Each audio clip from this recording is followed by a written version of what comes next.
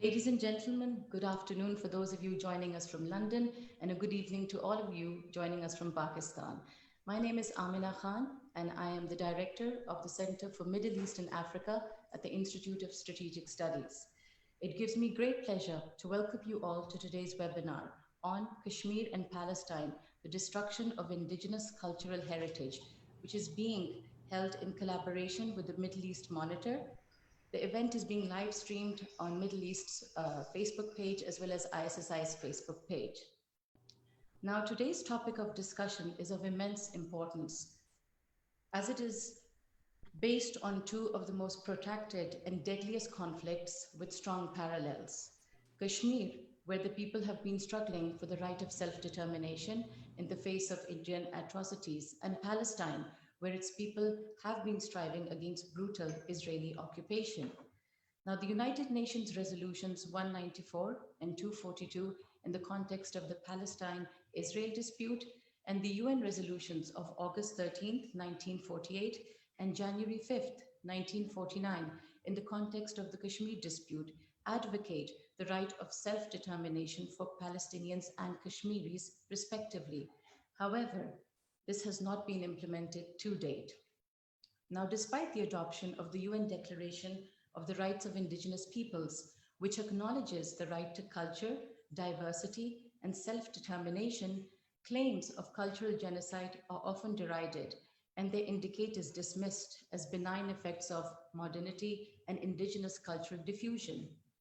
Ethnic and religious undertones of India's actions in Kashmir have accentuated comparisons to Israel's occupation of the West Bank since 1967 Arab-Israel War. Now, while the occupations of Palestine and Kashmir are not completely identical, as there are certain legal differences between the two, significant parallels do exist.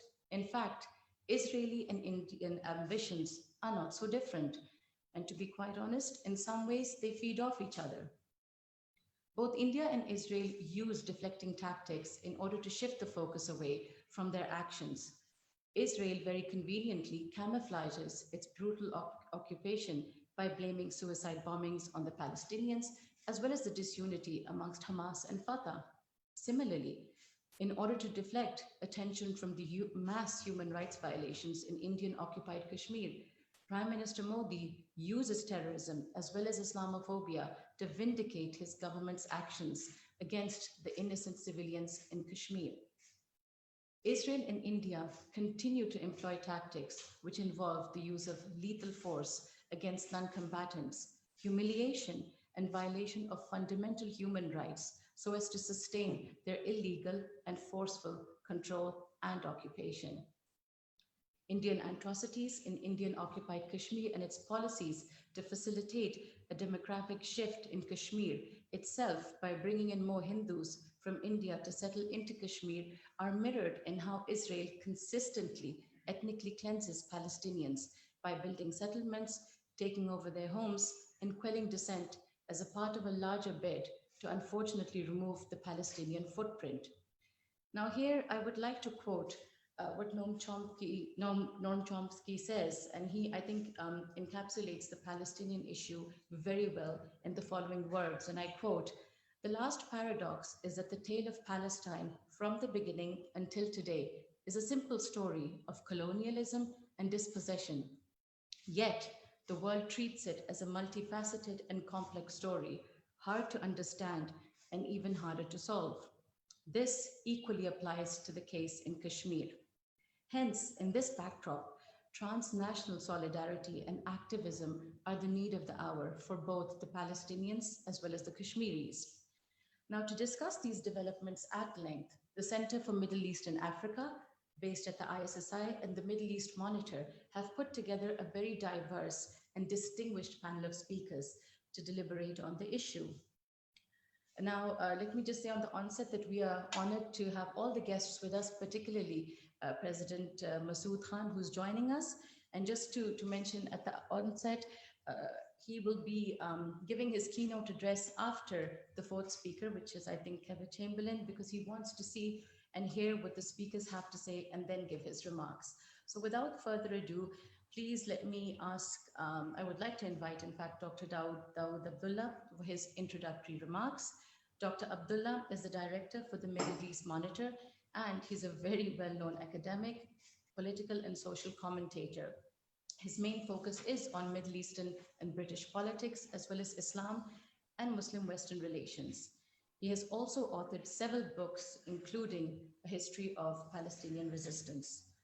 Dr. Dawood, you have the floor. Thank you very much, Amina. President Mahmoud, President Masood Khan, Ambassador Aizaz Chaudhary, and Ambassador Khalid Mahmoud, distinguished speakers, respected guests. I'm truly delighted to welcome you once again on behalf of our both institutions to this very important event. The looting of cultural property and its destruction has been a feature of armed conflict from time immemorial. Very often, the conquerors or victors in war regarded it as their right to loot the cultural property of the defeated people. But towards the end of the 18th century and onwards, there was an attempt by international jurists to formulate laws that recognize a distinction between civilian and military objects. In the case of Palestine and Kashmir, we've witnessed, as a result of armed conflict and occupation, the destruction of cultural properties, both in the tangible components and in the intangible components.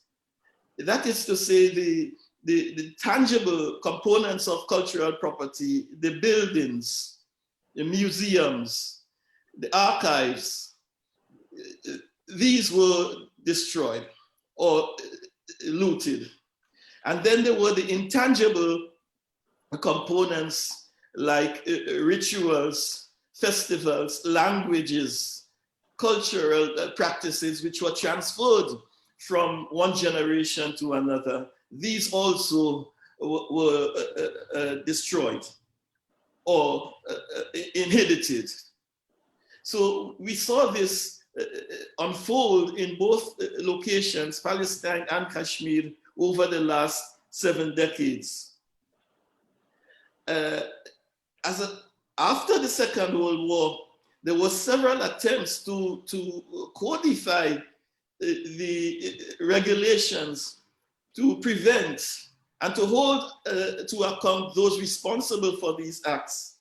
And here I'm referring to first of all, the Genocide Convention of 1948, the 4 Geneva Conventions of 1949, the Hague Conventions of 54, and more recently, the Rome Statute of 1989.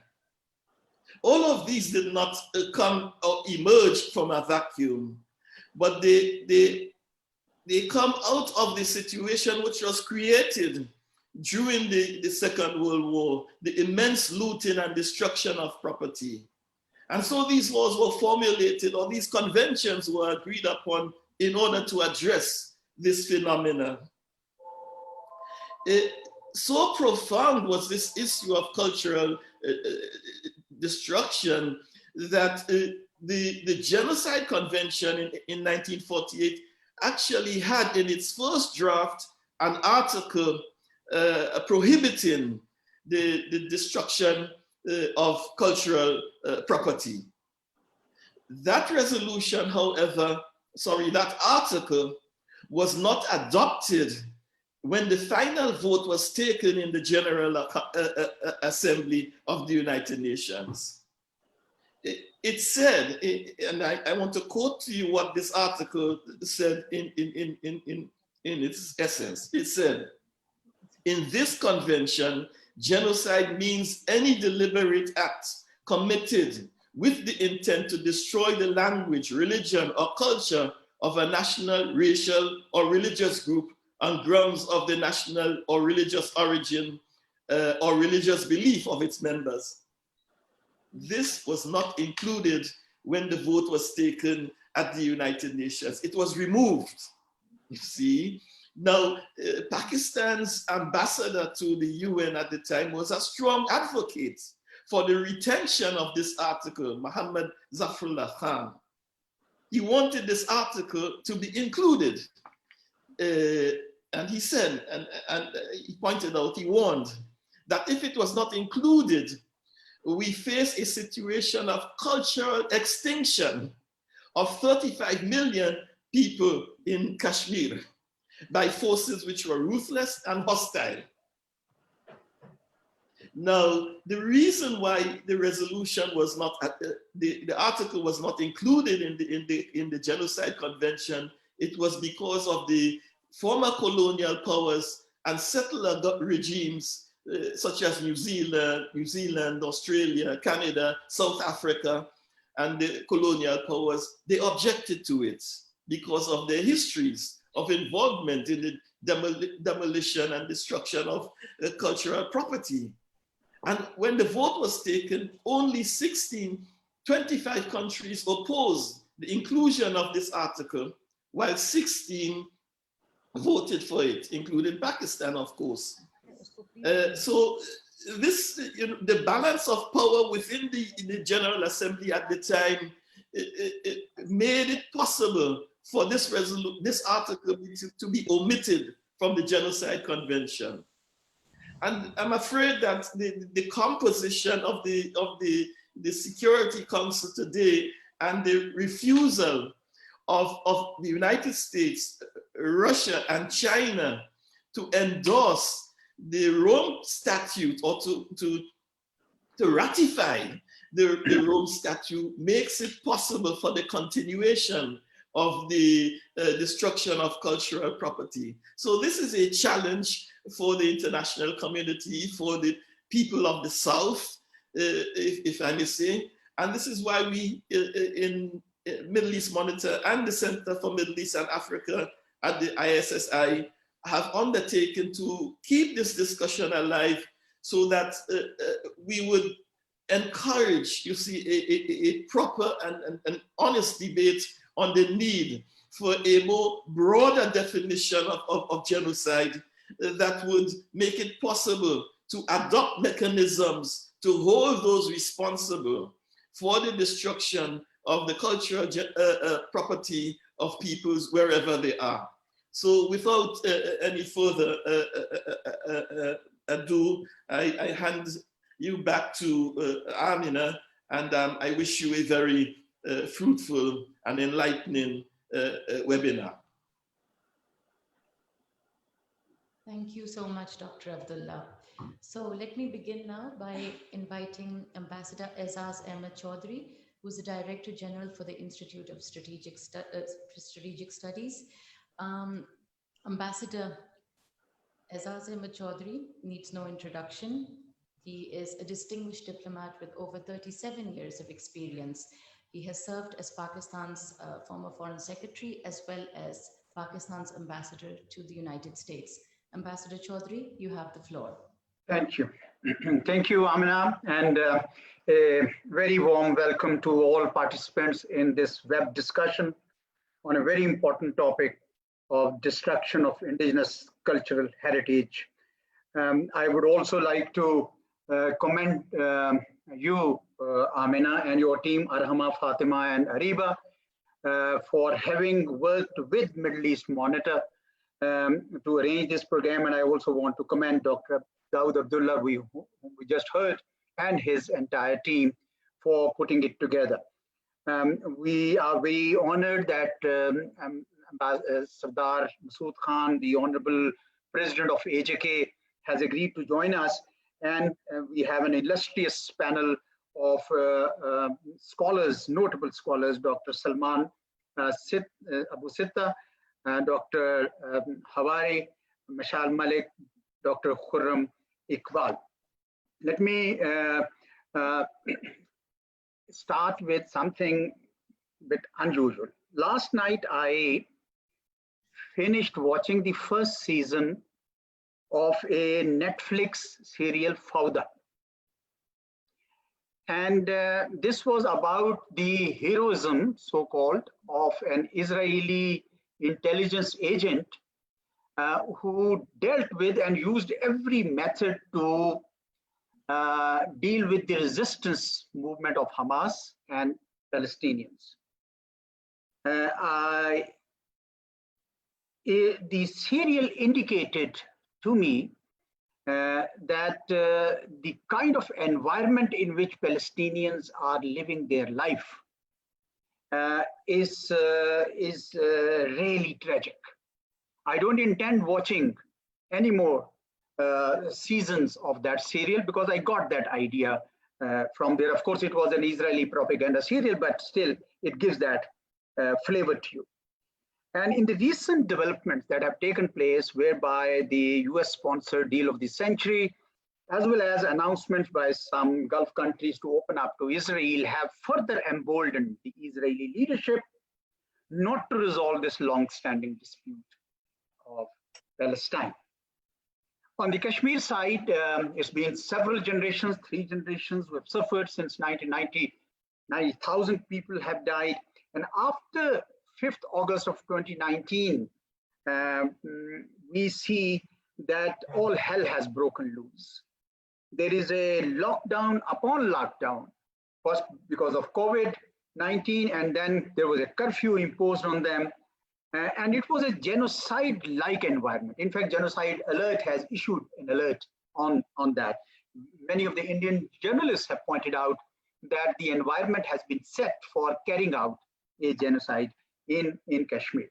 But we do see that the United States' tilt towards India has emboldened Prime Minister Modi, who is representing that occupying force in Kashmir, and not to address this long-standing dispute either. Now, within the ambit of this whole discussion, the cultural heritage, the destruction of which was hinted at by Dr. Abdullah, that's happening. It's not just the dispossession of the cultural heritage. It is combined with the dispossession of their land, poverty, malnutrition, violence, and what have you. My sense is that things have touched the ultimate proportions where these two peoples, the people of Palestine and people of Kashmir, are not only losing their land, their very identity is at stake. And we in about Kashmir, we say their Kashmiriyat itself is at stake. So it's a very grim situation, ladies and gentlemen, and we hope that this better sense will prevail, but we would look forward to hearing all the learned panel that has come together. And with that, I hand you back to Amina Khan. Thank you so much. So let's begin with our first speaker, who is Dr. Salman Abu Sitta. Dr. Sitta is a Palestinian historian and founder of the Palestinian Land Society. Dr. Sitta is also known for his groundbreaking project, Mapping Historic Palestine, and developing a practical plan for implementing the right of return of Palestinian refugees. Today, Dr. Sitta will be speaking to us on 10 colonial wars against Palestinians. Dr. Sitta, you have the floor. Thank you, Amina. Thank you all for being present tonight.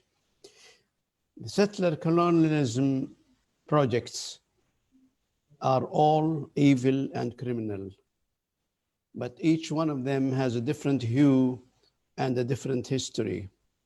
Not to justify it, just to describe the elements of this evil.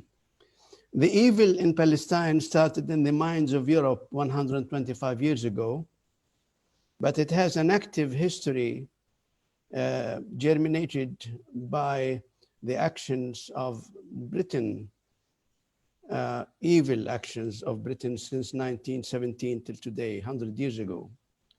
Now, we know that the people of the land have been attacked by settlers, but I would like to explain to you here that Zionism, which came from Europe, supported by Western colonial powers, Zionism has waged 10 kinds of wars against Palestinians. Not 10 wars, there are many, many wars than 10. Small battles, big battles, and so on. I'm talking about 10 kinds of wars. The first kind is military. It's really to conquer and seize the land in spite of the prevailing Zionist propaganda. They were minority. 120,000 settlers, soldiers from First World War invaded Palestine in 1948.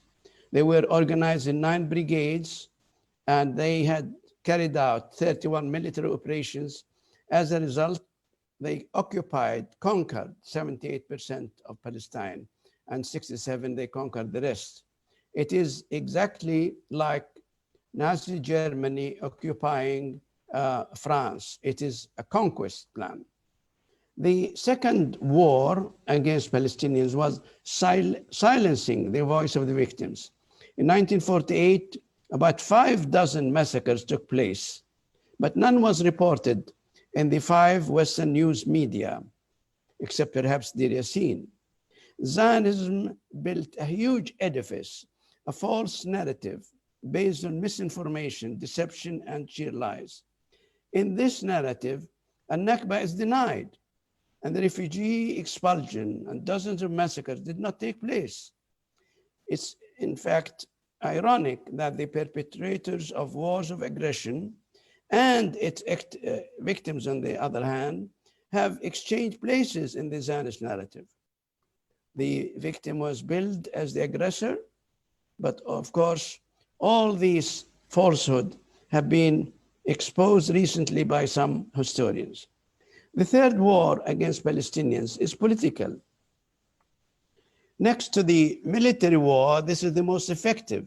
The US and many Western countries voted veto against UN action against Israel and thwart any legal action against the state. Those countries themselves have a sordid colonial history in Asia and Africa. By the mid-20th century, the colonial forces packed their bags and returned to Europe, to their home countries. But at the very same time, organized European Zionist colonies descended upon Palestine in the opposite direction to colonize it with the blessing of the Western powers.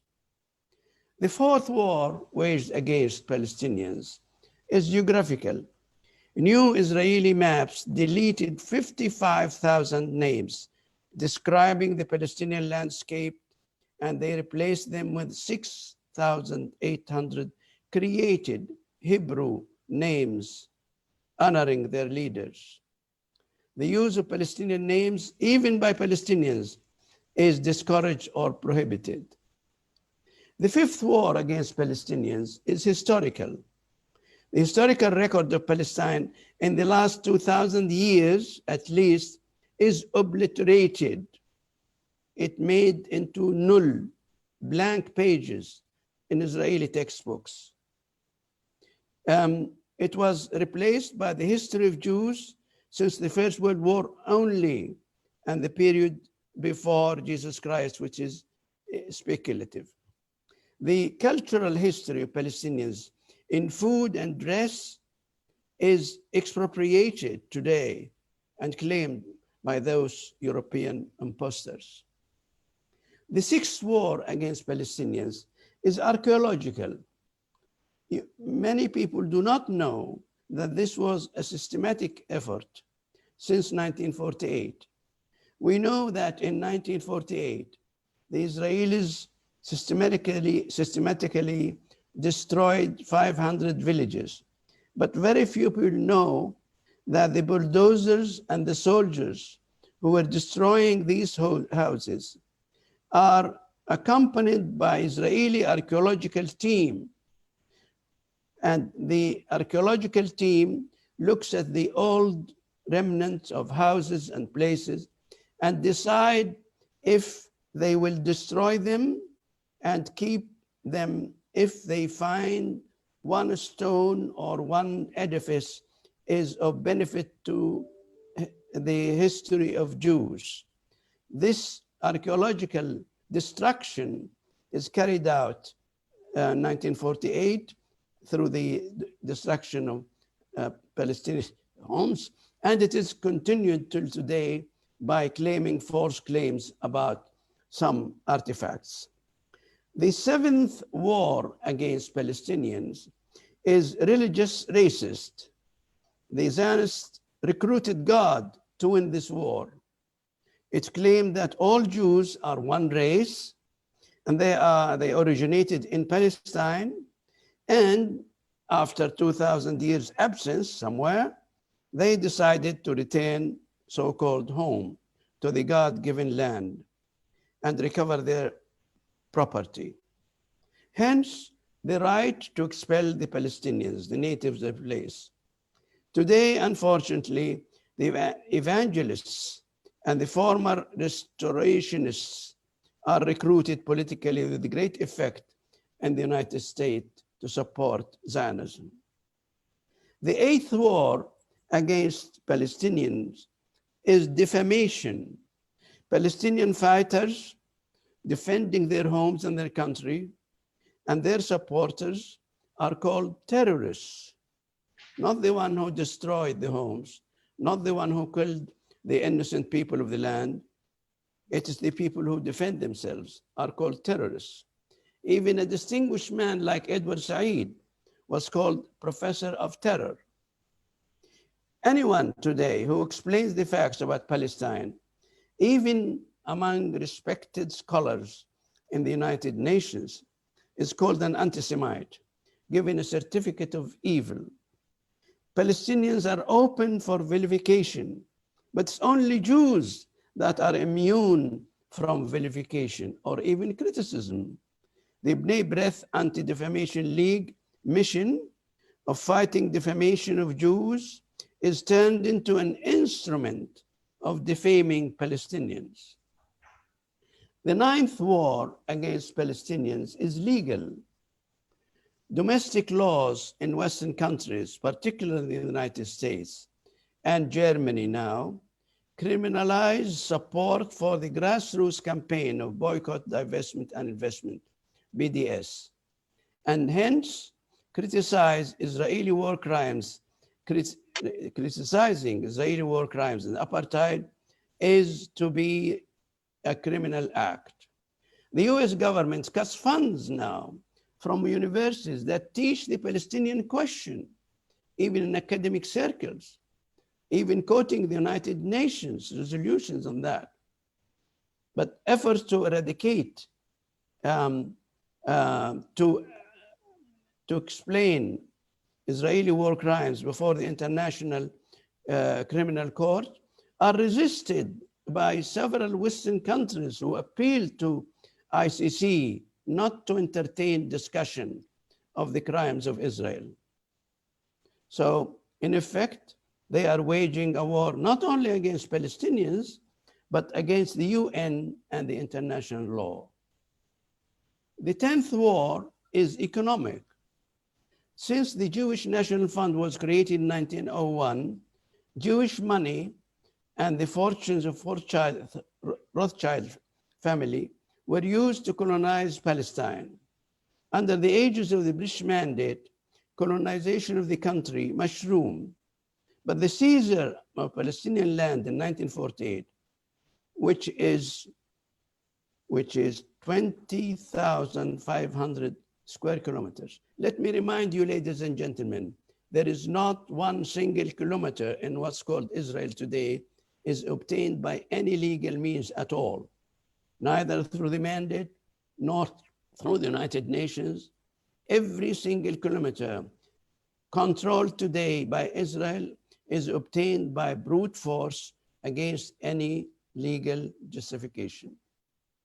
Reparations paid by Germany to Israel in the 1950s were vital for the colonization of Palestine's under the Jews.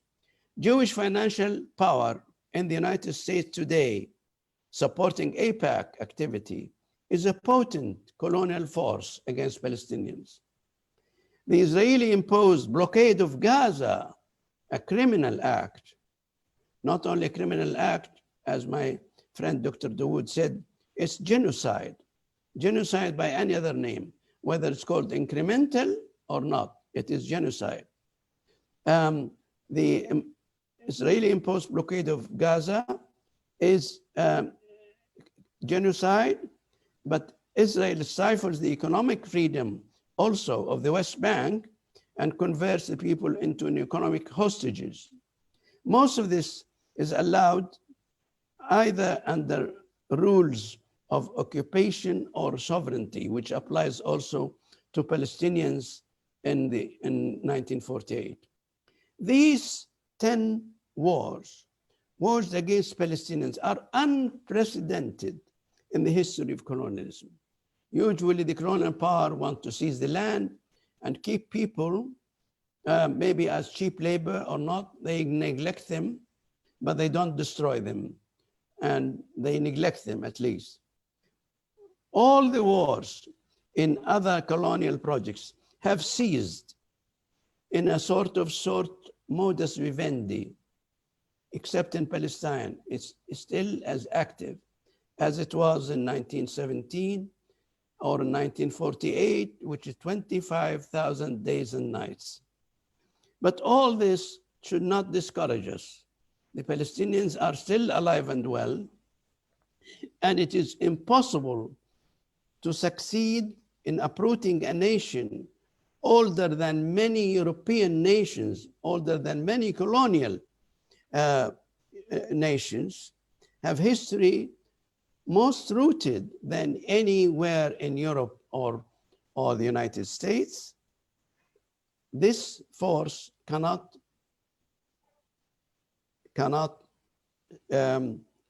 succeed in the long term. But the question remaining now is that the Palestinians, who are 13 million people, half of them are on the soil of Palestine, are now fighting alone because some people who are labeled as Arab leaders have abandoned Palestine, but their people did not abandon them. Neither the people of goodwill all around the world. And they will triumph no matter what. If they have succeeded so far for 72 years to stay alive and fighting back, if they succeeded in 100 years since Balfour came to the scene, if they succeeded in 125 years since the germ of colonialism started in Europe against Palestine, they will succeed now, and I'm sure they will, God willing. Thank you very much. Thank you, Dr. Sitta. Our next speaker is Ms. Salma Malik, who is the wife of the detained Jammu and Kashmir Liberation Front chairman, Muhammad Yasin Malik. She is an advocate for the peaceful settlement of Kashmir, a human rights activist, and a craft revivalist who has been struggling to promote and conserve Kashmir's cultural heritage. Ms. Malik, you have the floor. Bismillah ar-Rahmanir Rahim. Assalamu alaikum. First of all, I'm grateful to Center for Middle East and Africa in collaboration with Middle East Monitor for organizing this enterprising webinar with such august speakers. And I'm honored to be a part of this, and especially to the moderator, Amna Khan, and to the speakers, Dr. Dawood Abdullah, Ambassador Azaz Ahmad Chaudhary, President Azad Jammu Kashmir, Sardar Masood Sahab, Dr. Salman Abu Sita, Kevin Chamberlain, Dr. Salma Malik, Dr. Mahmoud Hawari, Dr. Khurram Iqbal, and concluding remarks of Ambassador Khalid Mahmood from Institute of Strategic Studies. This topic of cultural genocide and indigenous people, because there are a lot of commonalities between the Palestinians and the Kashmiris. But before I talk in detail about our conflict, I would like to share some of the similarities, because there are a lot of similarities definitely between both the conflicts and the freedom struggles, especially post 5th August 2019, abrogation of Article 370 and 35A, how India has cosmetically changed the demography and is transferring and parachuting Indians to settle in a disputed territory and issuing domicile certificates, residencies being allotted to them, to outsiders, and being given the voter rights.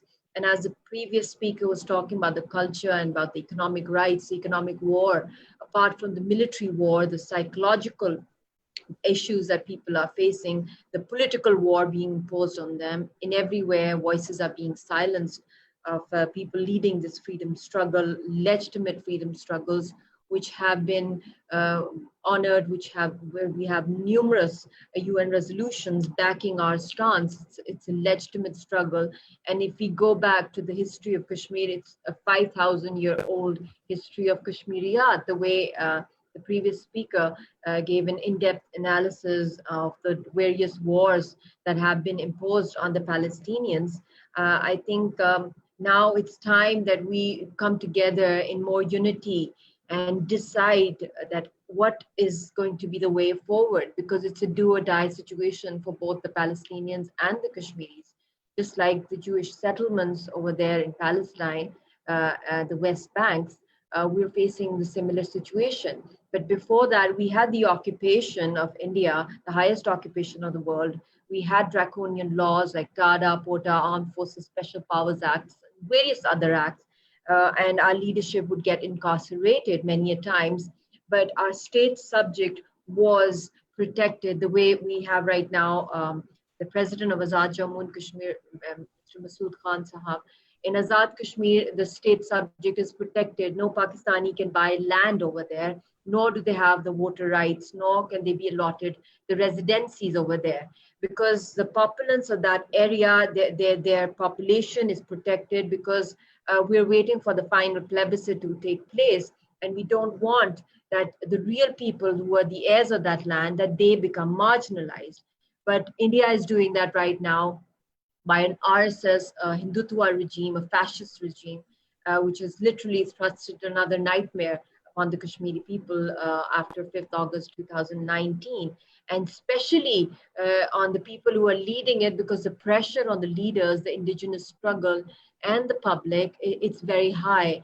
And my husband, Muhammad Malik, who is the top leader of the peaceful political struggle, right to self-determination, he is right now in a death cell in Tihar jail, which is one of the most notorious jails of the world. And he's being tortured there in a 5x7 death cell in a cage. And he's not allowed to come out. No medical care is being given to him.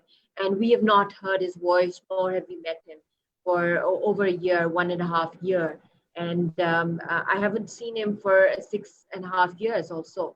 So the pain that we are going through personally as Kashmiris, and also as people who are leading the movement, the responsibility upon us, the struggles, and absolutely there's no political freedom. Our voices are being silenced completely. Our people are being marginalized, as we was discussing genocide, which is the highest crime in the world, according to international law, that is being committed in Palestine and in Kashmir. So this is something which really, really is an urgent situation. Before, God forbid, if the people of Palestine and Kashmir become extinct, then maybe in the future, as I say it sometimes in seminars and in talks, that, because the Kashmiri heritage and culture, it's world renowned, our history, our music, our embroideries, our shatu shawls, our silk carpets, our walnut furniture, everything, our cuisines, our food, our wazwan, our herbs, everything, it's famous all over the world, our saffron fields.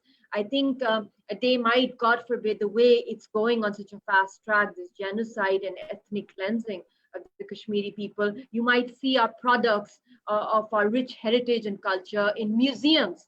And you will hear about us before we vanish from this face of earth, because the way India, and also if you compare the situation with the Palestinians, We both are fighting a war, literally unarmed, against such great occupations. If you look at the Constitution of Israel, it's Jewish and democratic, making it both communal and secular. So Israel instated the law of return in 1950, which includes the principles of Aliyah, sent in Hebrew, which is sponsoring the settlement of all the Jews in the Palestinian lands. Similarly, that is what India is doing. Their constitution is so-called, it is secular, but it's augmenting a Hindu nationalism approach under the BJP regime and digressing it from its founding principles of secularism according to the Indian constitution, especially after revocation of Article 370 and the anti-minority bills that are being passed in India. So we are facing a very grim situation right now. And some of the famous commonalities between the Palestinians protesters and the Kashmiri protesters is because, as I said, we hardly have any defenses. We absolutely do not have any defense system. The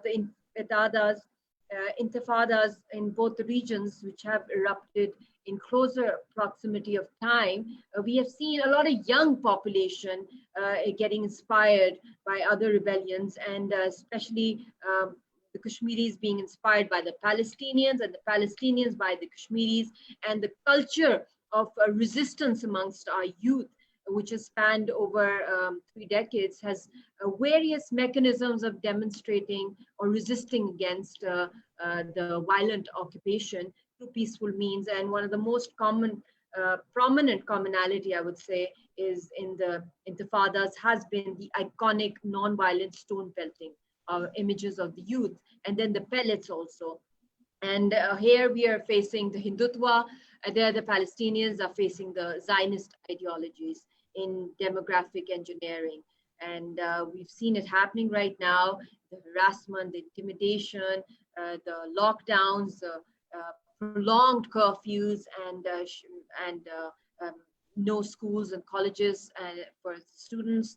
The world has, since 6 months, they've just seen a hint of the actual siege or curfew or lockdown that takes place in Palestine and Kashmir, especially Kashmir, I would say. The world over, after, to combat the corona wave, regimes all over the world are trying to protect the people of their lands and have imposed various lockdowns, and schools have been closed to protect the people. But over here, what happens, these lockdowns, these protests, these curfews, these sieges are basically to eliminate us, to terrorize us, where rape is used as a weapon of war. Our culture is dying. And as the previous speaker spoke about the economic war, I'm very passionate about speaking on this topic because it's our culture and our economy goes hand in hand for the people of Indian occupied Jammu and Kashmir. One thing is that our economy depends on our horticulture, on our tourism, and on our handicrafts. And we absolutely, there's no concept of minimum wages because we're constantly at war with the highest occupation of the world. And there are lockdowns, there are no economic rights given to people of conflict zones. So there is no economic backbone right now. We faced a loss of trillions, a colossal loss since last year, 5th August.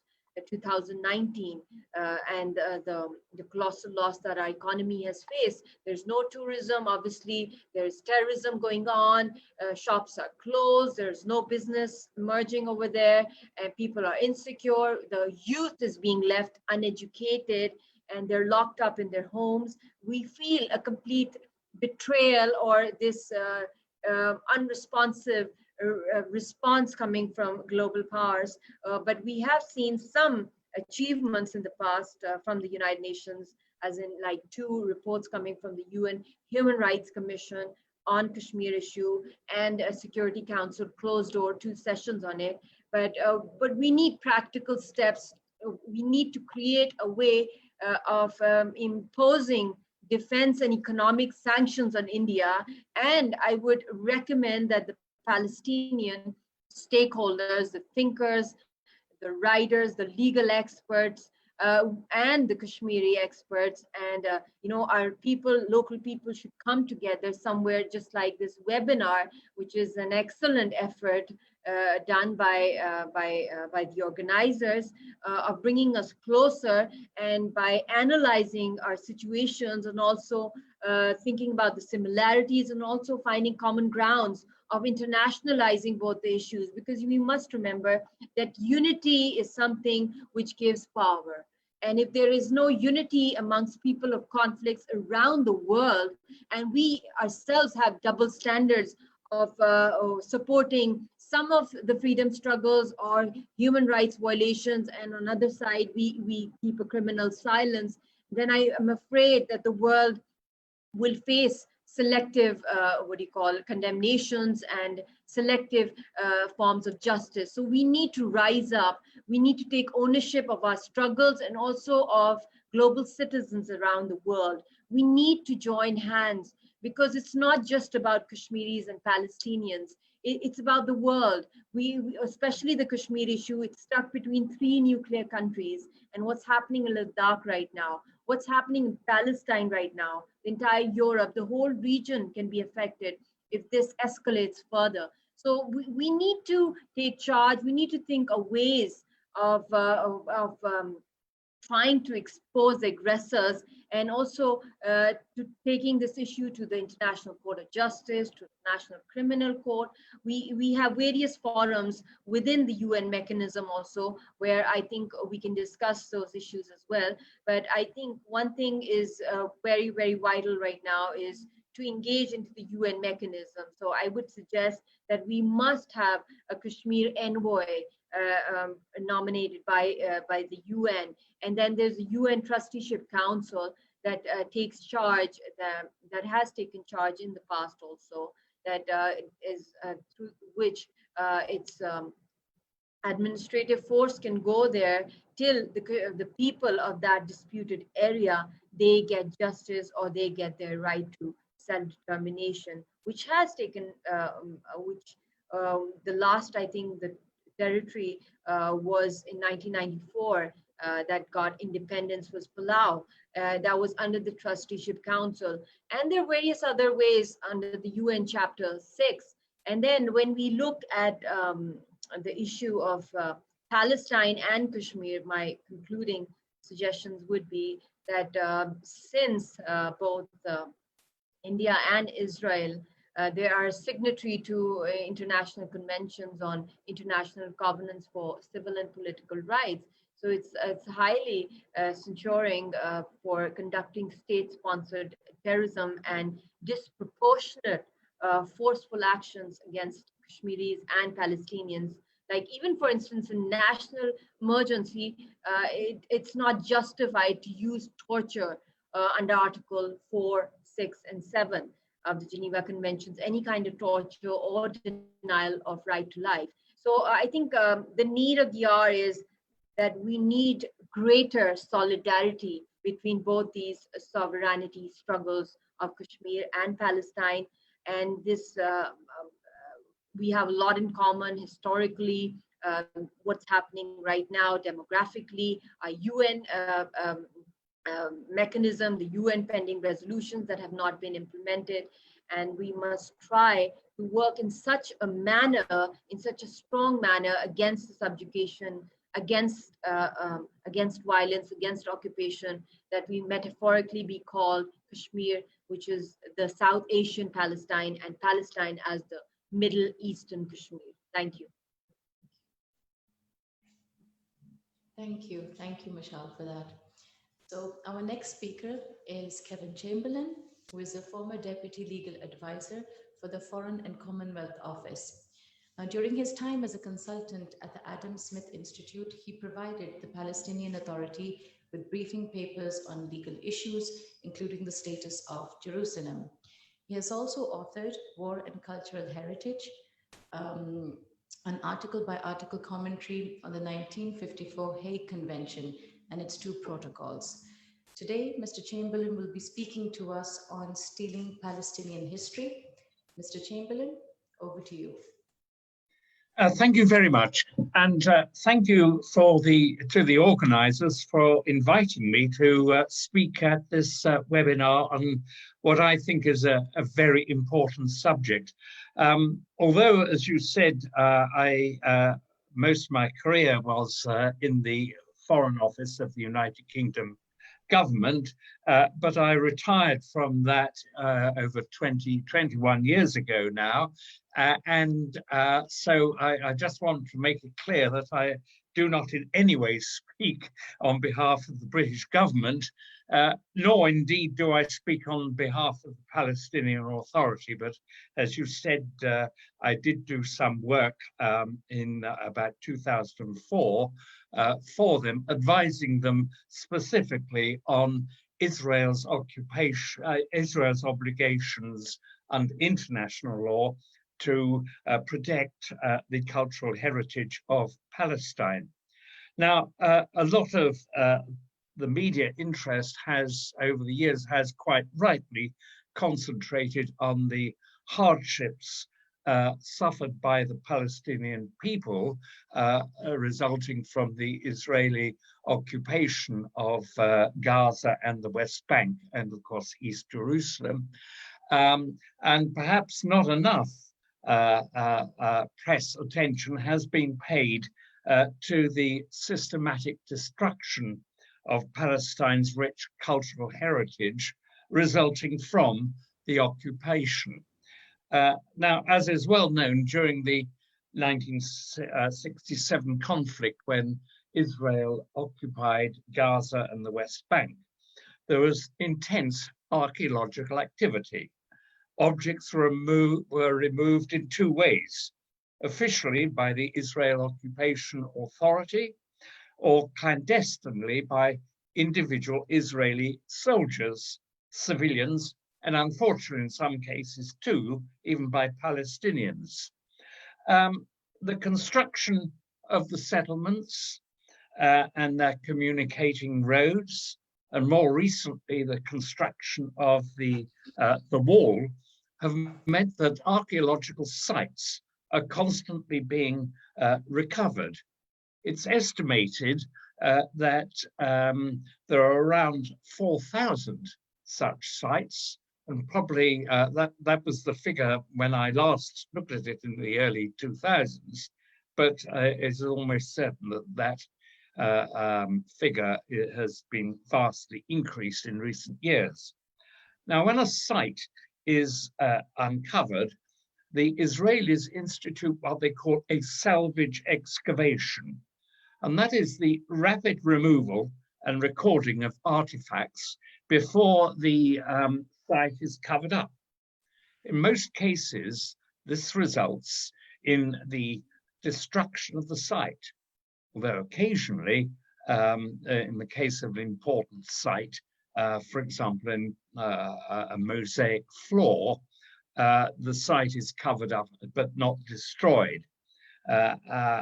Now, the effect of these salvage excavations is that the all-important context of the site is destroyed, and the knowledge that it yields is lost forever. Such excavations fall under the authority of the archaeological staff officer, who's an officer of the civil administration, i.e. the Israel military. There's also anecdotal evidence, which of course the Israelis would deny, that in conducting many of these salvage excavations, only objects of Jewish interest are removed, and remains of other cultures either ignored or destroyed.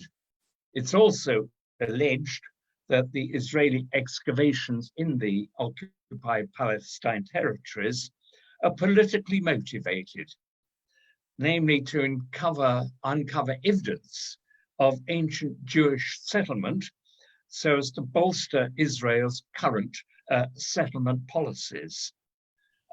Conversely, it's been alleged that Jewish artifacts discovered by Palestinians are destroyed or sold on so as to remove any excuse the Israelis might have for constructing new settlements in areas where the artifacts have been discovered. Now, in addition to the officially sponsored Israeli archaeological excavations, there's a flourishing illicit trade in Palestinian archaeological material through the removal of objects by individual Israeli soldiers or civilians acting on their own account, or removal by Palestinians selling material to Israeli or Palestinian dealers or to middlemen, quite understandably due to the economic hardships that they are suffering. Such material is then exported to Israel or to third countries where there are ready markets. There are a number of factors which fuel this illicit trade. These include the inherent weaknesses in both the Palestinian and Jewish legislation, a severe lack of police resources in those areas where the Palestinian Authority has responsibility for archaeological matters. There are also vested interests which actually favor the support of this illicit trade. It's perhaps no coincidence that Israel has so far not signed up to the 1970 UNESCO Convention on the means of protecting and preventing the illicit import-export or change of ownership of cultural property, which is the principal worldwide international instrument designed to combat illicit trade in cultural objects. Where, of course, the removal of cultural objects has been done under a so-called salvage excavation, then it's likely that they have been recorded and that their location known, often ending up in Israeli museums. But other objects which have been removed, if I may say so, unofficially, then they are perhaps not recorded and lost forever or entering the illicit market. There have been, of course, notorious examples where the Israeli military have uncovered and kept artifacts which they have deliberately excavated. For example, Moshe Dayan, the former general and Israeli defense minister, had a rapacious appetite for valuable archaeological finds. And he collected an extensive private collection through unauthorized and illegal digs, both in Israel and in the occupied Palestinian territories. Using the military, Israeli military, and even helicopters to further his work. When he died, the collection was then sold by his widow to the Israeli Museum for a reported $100 million. The former mayor of Jerusalem, Teddy Kollek, was also a rapacious collector of artifacts. But as I said, the most vast majority of illegally removed objects are likely to have been removed clandestinely, either by Israeli soldiers, civilians, or, as I said, Palestinians, and perhaps changed hands many times so that the end purchaser may have been a purchaser in good faith and thus acquired the object illegally, so clearly difficult to recover. It's estimated that and this estimate was by the Palestinian Ministry of Tourism and Antiquities.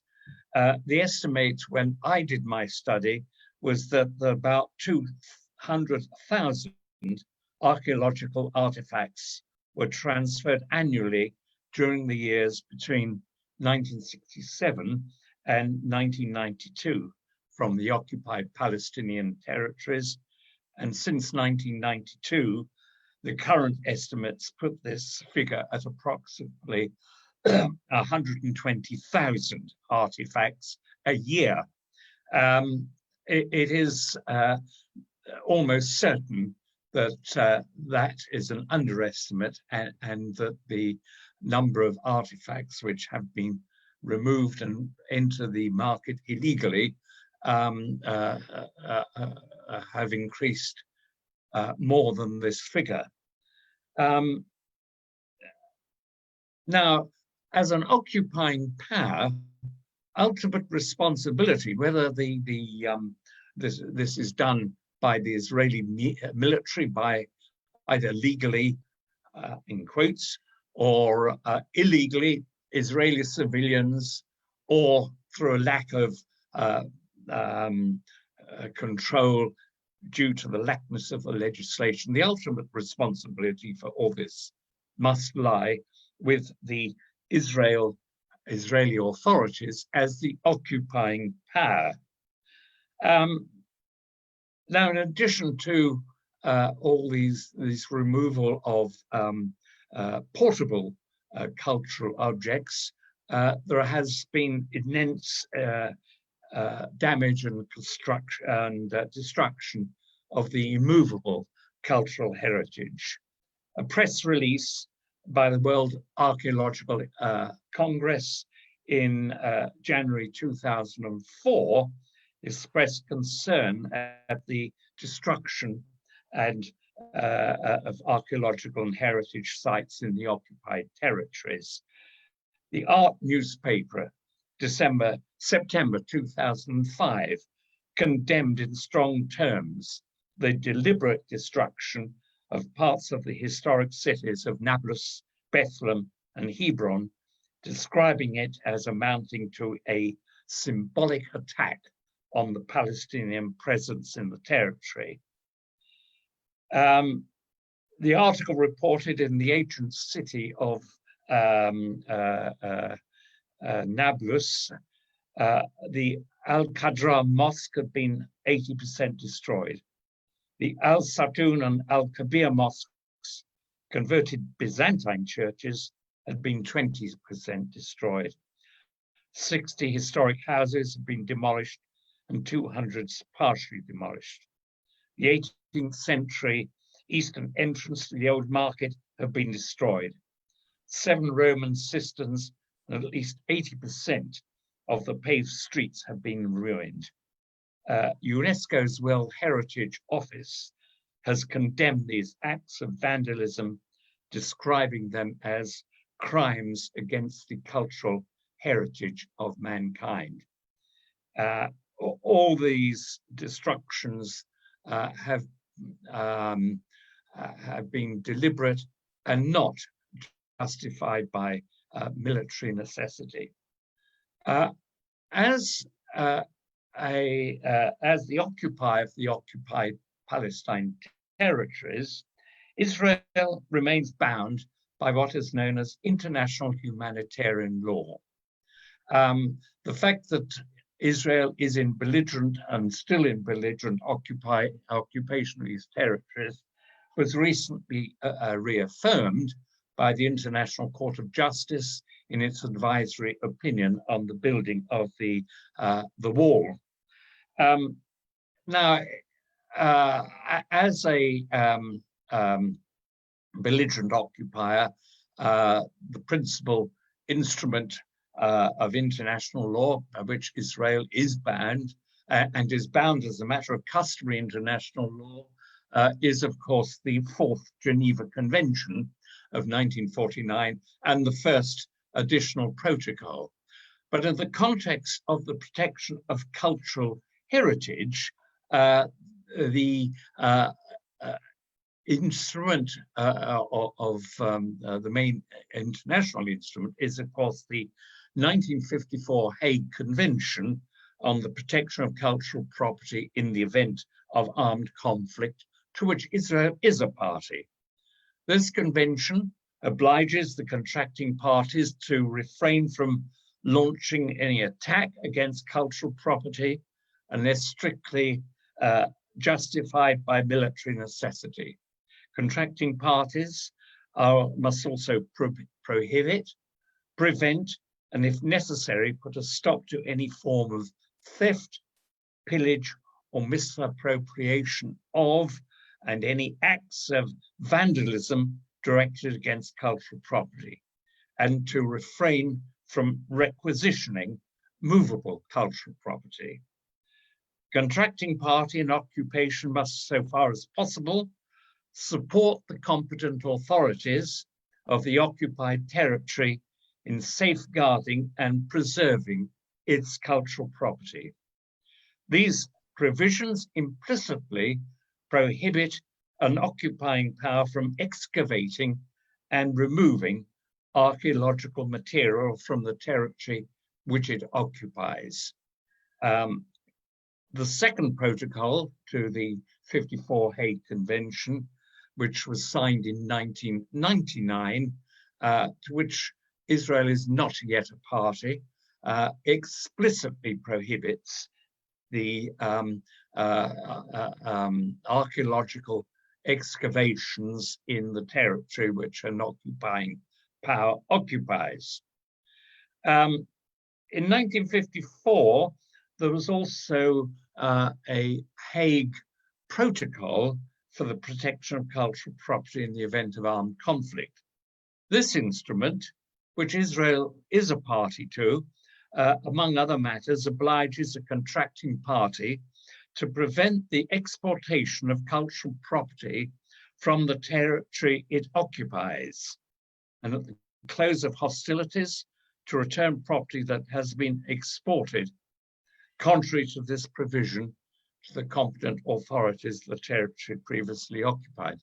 Now, Israel is a party to this, and it's quite clear that whether the export is from the territory it occupies is illicit or done so-called legally under whatever law is applicable, Israel must take the requisite steps to prevent this, which it so far has not done, subject to one exception. Following the peace treaty with Israel, between Israel and Egypt, although it was not until about 1999, I believe, Israel did return to Egypt archaeological finds which it had excavated from the Sinai Peninsula, which at that time it was in occupation. However, these only applied to objects recovered under the so-called salvage operations.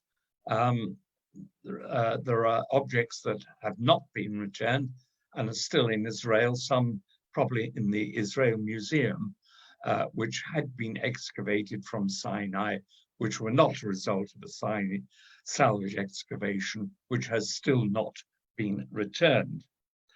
Now, as a belligerent occupier, Israel is also bound by other relevant international provisions of international humanitarian law.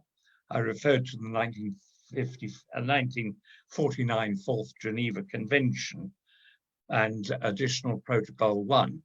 But Israel is also bound by the 1907 Hague Regulations, which again are part of public customary international law, all of which contain provisions which require either expressly or implicitly an occupying power to safeguard cultural property in the territory that it occupies. Now, there can be little doubt that Israel's policies in relation to the cultural heritage in the occupied Palestinian territories amount to a breach of international humanitarian law. A particular concern must be the construction of historic parts of cities which have not been justified by military necessity. Such action not only violates the 1954 Hague Convention, but is expressly prohibited as a war crime under the statute, under the additional protocol to the 1949 Geneva Convention, and under the statute of the International Criminal Court. No peace agreement would be complete unless the wrongs done to Palestinian cultural heritage by Israel are compensated and addressed in a satisfactory manner. So to sum up, people may well ask, well, why so much fuss about old buildings, relics and stones? These old buildings, relics and stones are part of the cultural heritage of Palestine. The destruction of a people's cultural heritage amounts to a destruction of a people's memory, its collective consciousness and identity. In other words, is ethnic cleansing by another name. Thank you very much for your attention.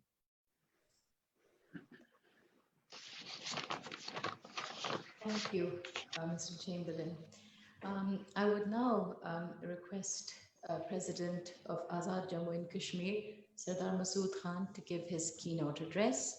Sardar Masood Khan, as we all know, is again a distinguished Pakistani diplomat who has served in various diplomatic positions, including as Pakistan's permanent representative to the United Nations, as well as Pakistan's ambassador to China.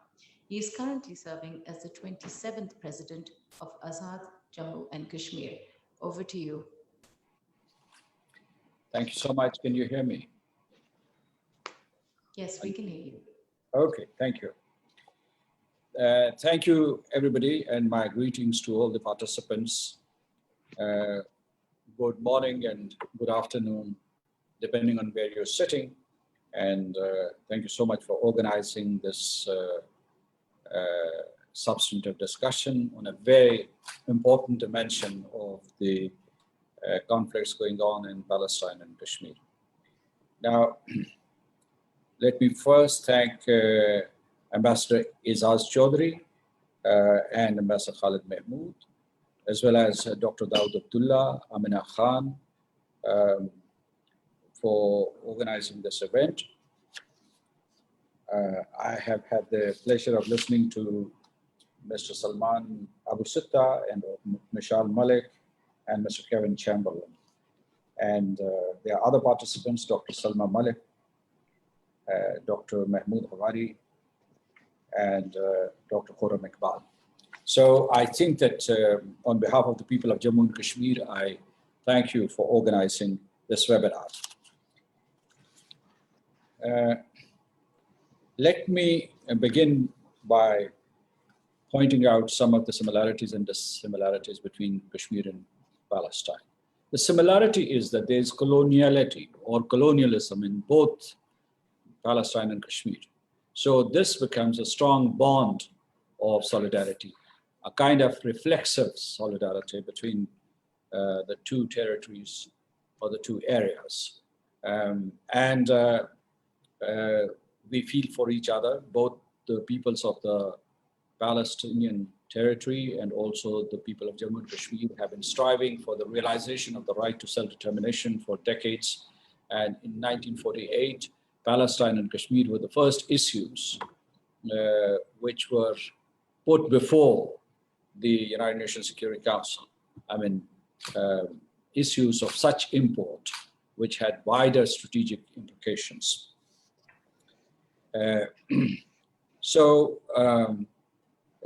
we were joined at the hip as far as the UN multilateral diplomacy is concerned. And now we're facing the same fate 7 decades later. So that is the similarity. The dissimilarities are that over the decades, Palestine got widespread support, particularly in the European Union or international civil society supported it.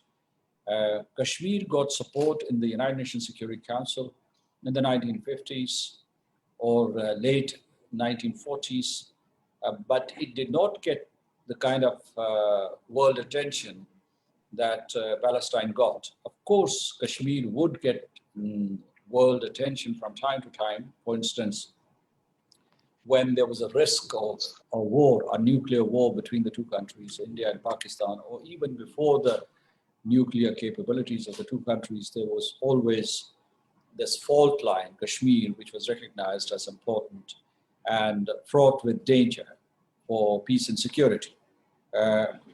The Palestinian authorities has representation in the United Nations in the form of observer, whereas Jammu and Kashmir is represented by Pakistan. Pakistan is the sovereign window of Jammu and Kashmir. So we go through Pakistan to the United Nations and to other multilateral forums. So these were some of the similarities and dissimilarities, but I think that the thread that binds us is the quest for right to self-determination and promotion of protection of inherent and inalienable human rights of the Palestinians and Kashmiris.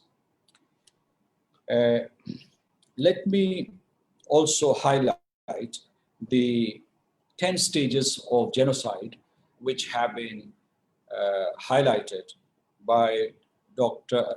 Gregory Stanton, who is the founding chairman and president of Genocide Watch. This is important to understand this dimension, the cultural dimension of the genocide that is taking place in Kashmir and Palestine. These 10 stages are very quickly: classification, symbolization, discrimination, dehumanization, creating an organization to commit the genocide, and that would be the armed forces or the occupation forces in the occupied territory. Then there is, of course, polarization, preparation, persecution. And in case of Kashmir, Genocide Watch has said that Kashmir is at stage 8, and the Indian occupation forces are now preparing for the execution of the next stage, which is extermination of the entire population. And the final stage, or the 10th stage, is denial. And what is denial? Denial is well, whatever they want to do there, whatever the occupier is doing in Kashmir, is for the good of the people of Jammu and Kashmir, for bringing in prosperity, and for opening up new opportunities for the Kashmiri people. This is a colonialist, a settler colonialist logic that is being pushed down the throat of the Kashmiris. But we know what it is. Again, going back to Gregory Stanton, he said that Narendra Modi's regime has all the hallmarks of an incipient Nazi regime. So what we see in India is, in fact, Nazism or fascism in a new garb, and this time in the garb of Hindutva.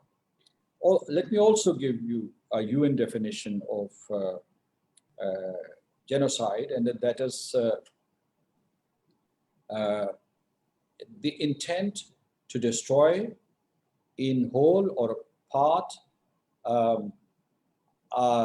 national or ethnical or racial and religious group.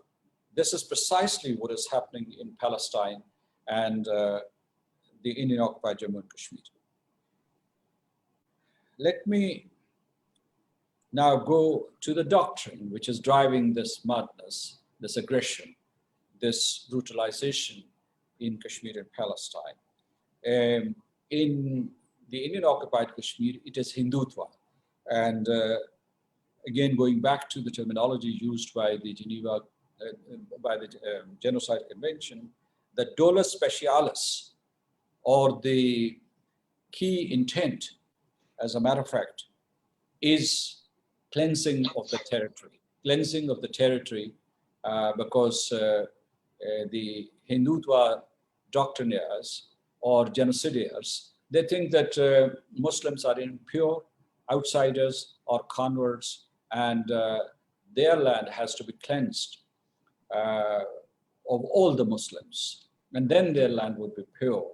That this territory, South Asia as a whole, and in particular Kashmir's territory, is their property and it has to be reclaimed.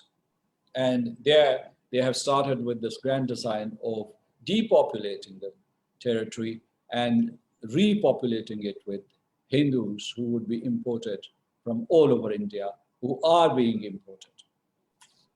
Let me come to the subject, which is cultural genocide. And as I have already mentioned, genocide has many dimensions. I mean, one part of the genocide, which is the starkest dimension, is killing people en masse, a group. Muslims in Kashmir, in this case, because Muslims in Kashmir have been killed for the past several decades. And so killing. Second is depriving the people or a particular group of their identity, and this is being done in Kashmir. Then, of course, let me go to the specific instances. They have recently introduced many new languages, including Hindi and Dogri and a few other languages, to delegitimize the use of Urdu as the official language of Kashmir. Second, they are renaming roads, parks, and squares, and even natural features, geographical features.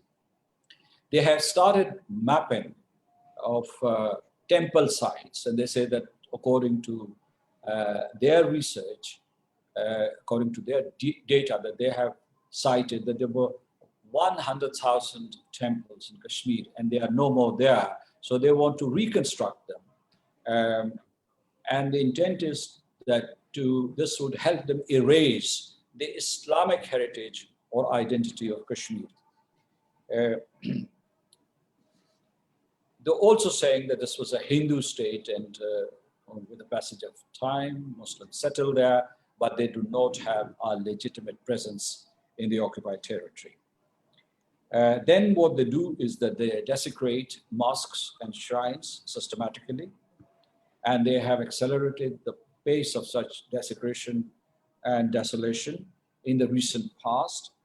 And there is palpable fear in the valley of Kashmir that many of the mosques have been earmarked for demolition, like the Babri Mosque, which was demolished in India. And on the site of those mosques or shrines, they plan to construct temples. What they're doing is that they're promoting or recreating or reinvigorating Hindu heritage while erasing Muslim heritage altogether. Muslim art and craft, particularly the arts and crafts that date back to Shah Hamadan's period, would come from Central Asia, and many delegations accompanied him, many craftsmen and artists accompanied him. Their heritage is being erased. And, Muslims have special days, special occasions. On those occasions, there are severe restrictions. For instance, recently, Muharram al-Haram or Ashura, people were killed and blinded and tortured. Pellet fighting shotguns were used against the processions of Ashura or young men who dared to come out. So this was one aspect. The other is that they are showing their discrimination blatantly because Hindu pilgrims are facing no restrictions whatsoever in the occupied territory. The process of stealing of artifacts of Kashmir has started. Let me also draw your attention to two other dimensions of genocide. One is, of course, the demographic changes that are taking place very rapidly. And they have introduced these new laws, which are called new domicile laws. And they're comparable to or analogous to the Nuremberg laws that were introduced in 1935. Their intent is to deprive the Kashmiris of their nationality, of their citizenship of the state, which they have occupied in any case, and bring in Hindus and swell and increase their numbers. Let me give you a stark figure that since April 2020, they've already issued these new domicile certificates, the people that they are importing from India or Hindus they are importing from India, by 1.2 million, which means that this is the pace. And their ultimate intent is to increase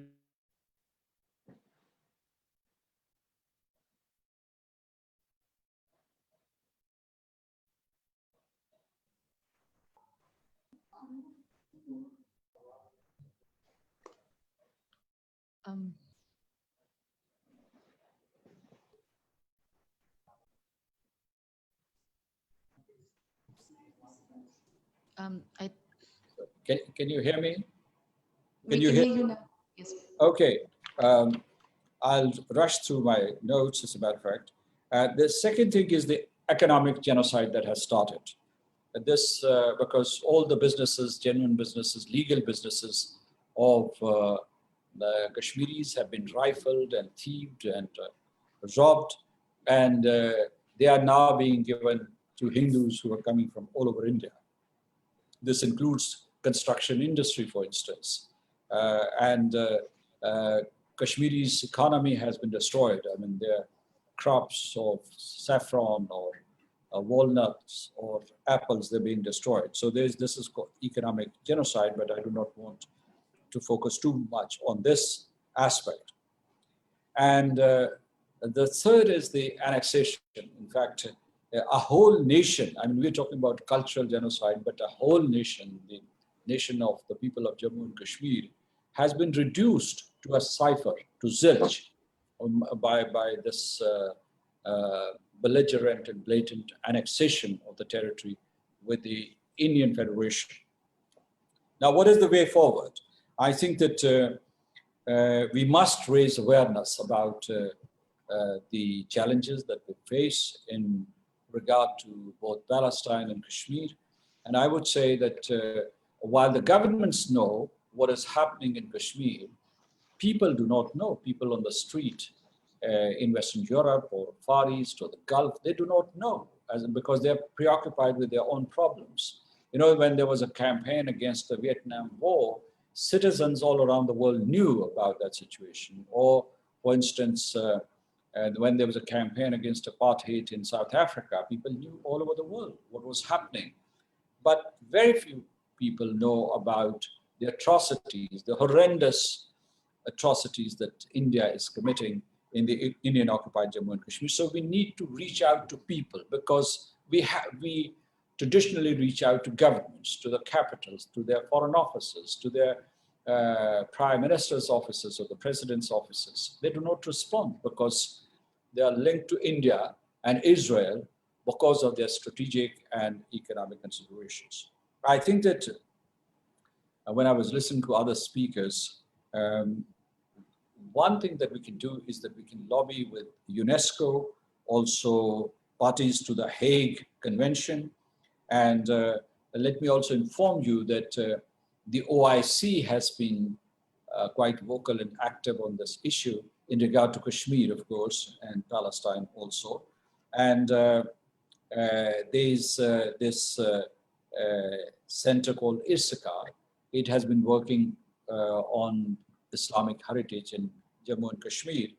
And there's also ISESCO. Both these organizations have been working on the preservation, conservation of the Islamic heritage in Jammu and Kashmir. the Organization of Islamic Cooperation also passed resolutions to that effect. So, I mean, these paths need to be pursued. Then, of course, this is my feeling that if you reach out to world parliaments and parliamentarians, they respond to you. They are not tight-lipped like the governments whose interests are tied up with India. So they are ready to engage you and listen to your concerns. As I said earlier, we will have to, I mean, Palestine has been fortunately an international issue, internationally recognized issue. Kashmir is also an international issue, but as I said, it has not been getting the kind of attention that Palestine has been getting, particularly before August the 5th. So what we need to do is to turn these movements into international civil society movements. Unless there is pressure from the streets, from the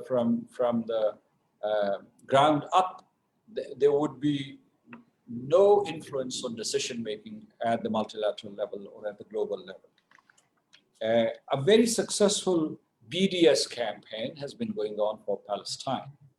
Boycott, divestment, and sanctions campaign against Israel on Palestine. We need to initiate a similar campaign for Kashmir. And I think that there are rumblings all around the world in different capitals that we might soon start this campaign. It is our responsibility to expose the dark doctrines and philosophies of Hindutva and Zionism, which are a threat to the world peace and security, and also to the security of the people of Kashmir and Palestine.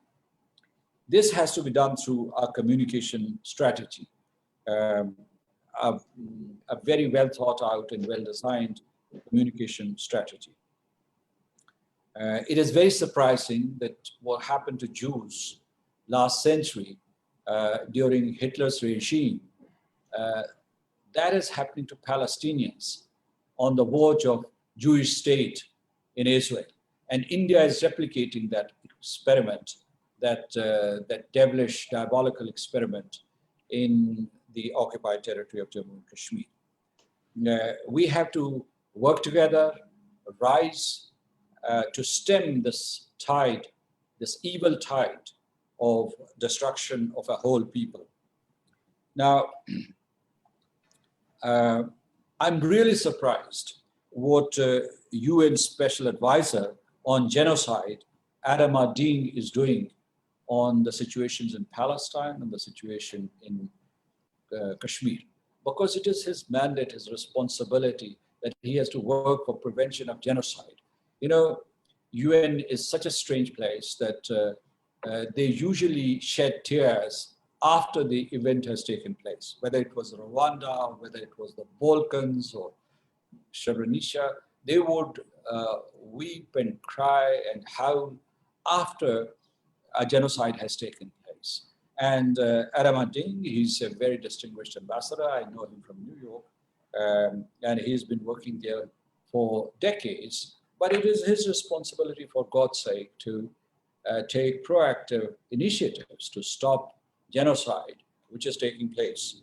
So I think we need to approach him, but it was his responsibility and the Secretary General's responsibility to intervene in these situations and highlight particularly the genocidal dimension of the crisis, because it's not just cultural genocide that we can focus on, because this is an effect of a cause, and the root cause is the denial of the right to self-determination of the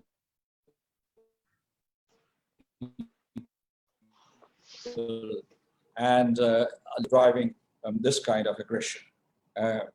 My last thoughts are that as we look at the world order, United Nations, because of the realpolitik that dominates, is not going to give us a solution of either Palestine or Kashmir under the present circumstances.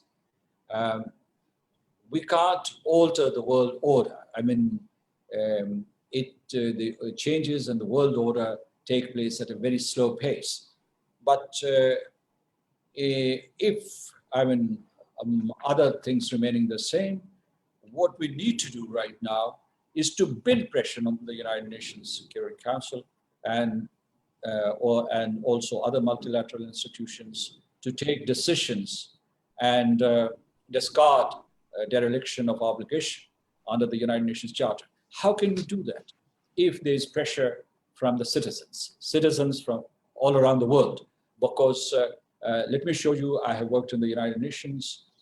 I've been associated with the United Nations, and I know how the United Nations work, that there's no forum or a chamber where you would get justice just by crying and explaining your pain or narrating your excruciating stories. Nobody is going to take pity on you.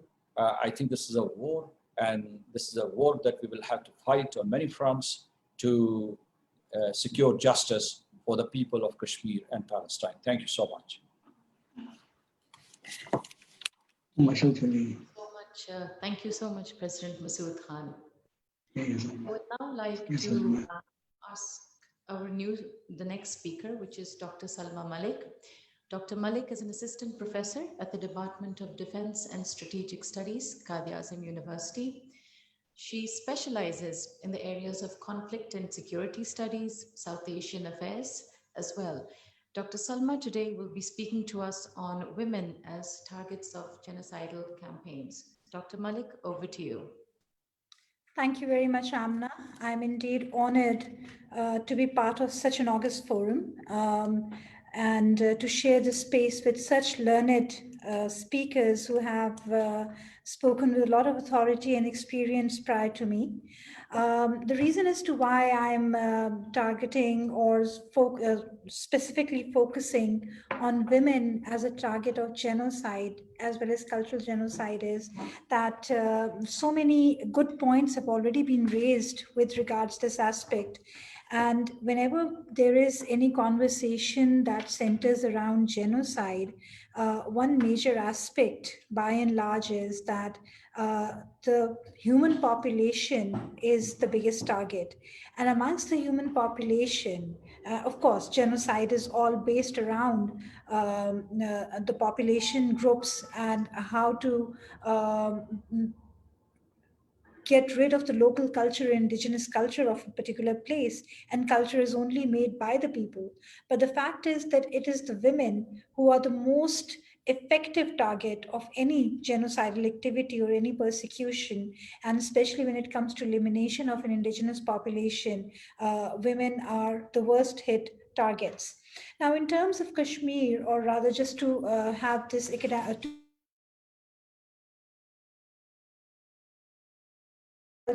defining cultural genocide, there are several things that go with it. In that, to begin with, it is a systematic erasure of the culture of indigenous people, subject to colonization / I would say occupation.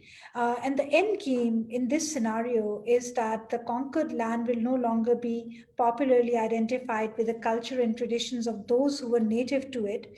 Rather than it would be, instead of the local indigenous culture, it is going to be replaced by the culture, the codes, the values that are imposed by the oppressor or the colonist or the colonial emperor.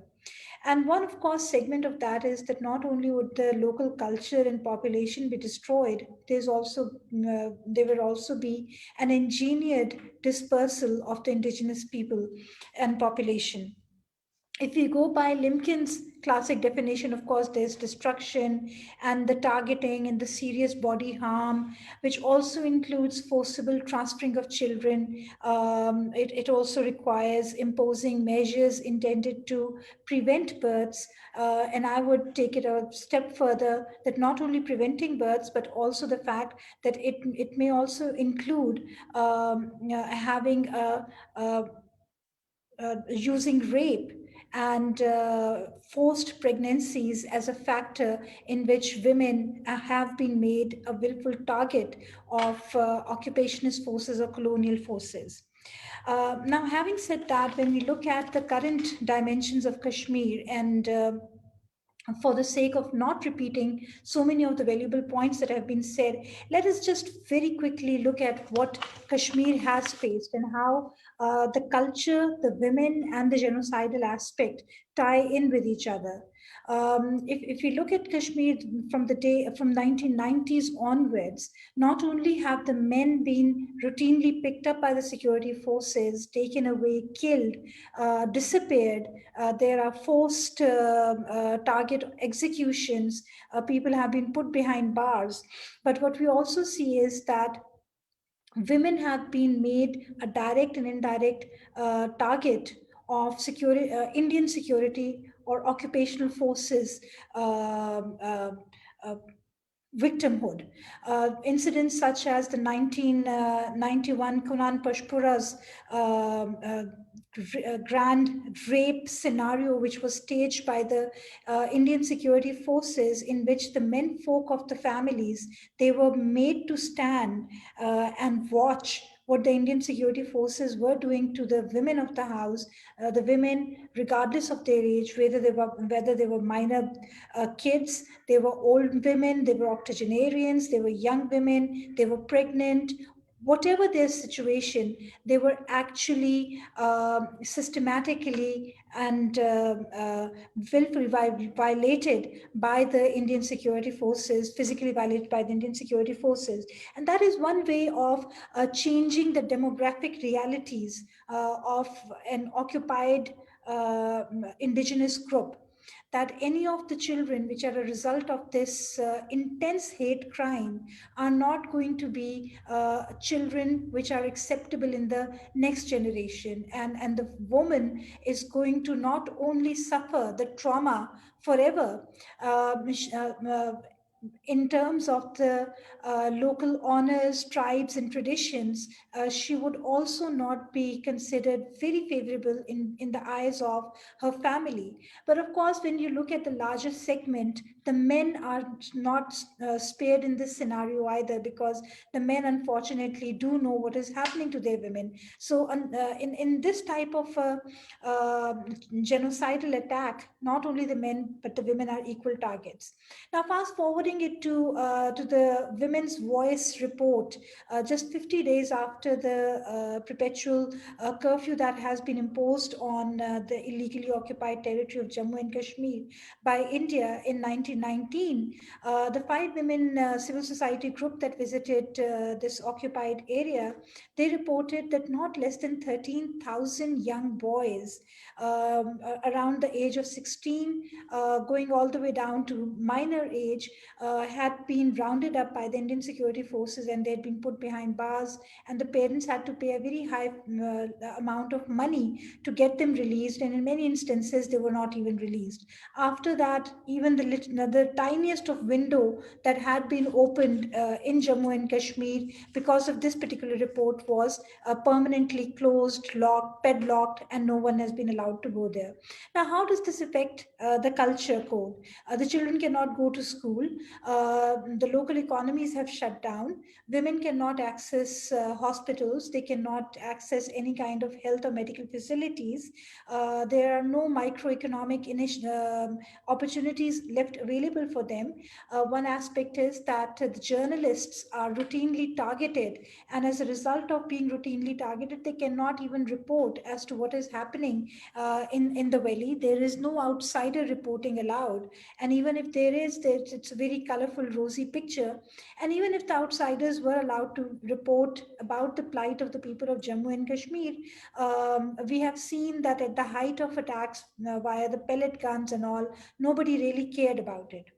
And very fascinatingly, we have also seen that Bollywood, which has a very, very strong voice in the international popular press and media, Bollywood has just caught on to the Indianization program. And you're talking about having movies titled as Article 370, Article 35A, Kashmir Hamara Hai, and so many other titles that have been registered in the last 1 year, and work on these titles has started. And of course, at one hand, you have a complete gag on the freedom of expression of indigenous Kashmiri voices, with many women, many mothers considering it very important for them to preserve their young children, and they have made them leave the valley. They have even made them leave the Indian territory altogether and go and settle abroad.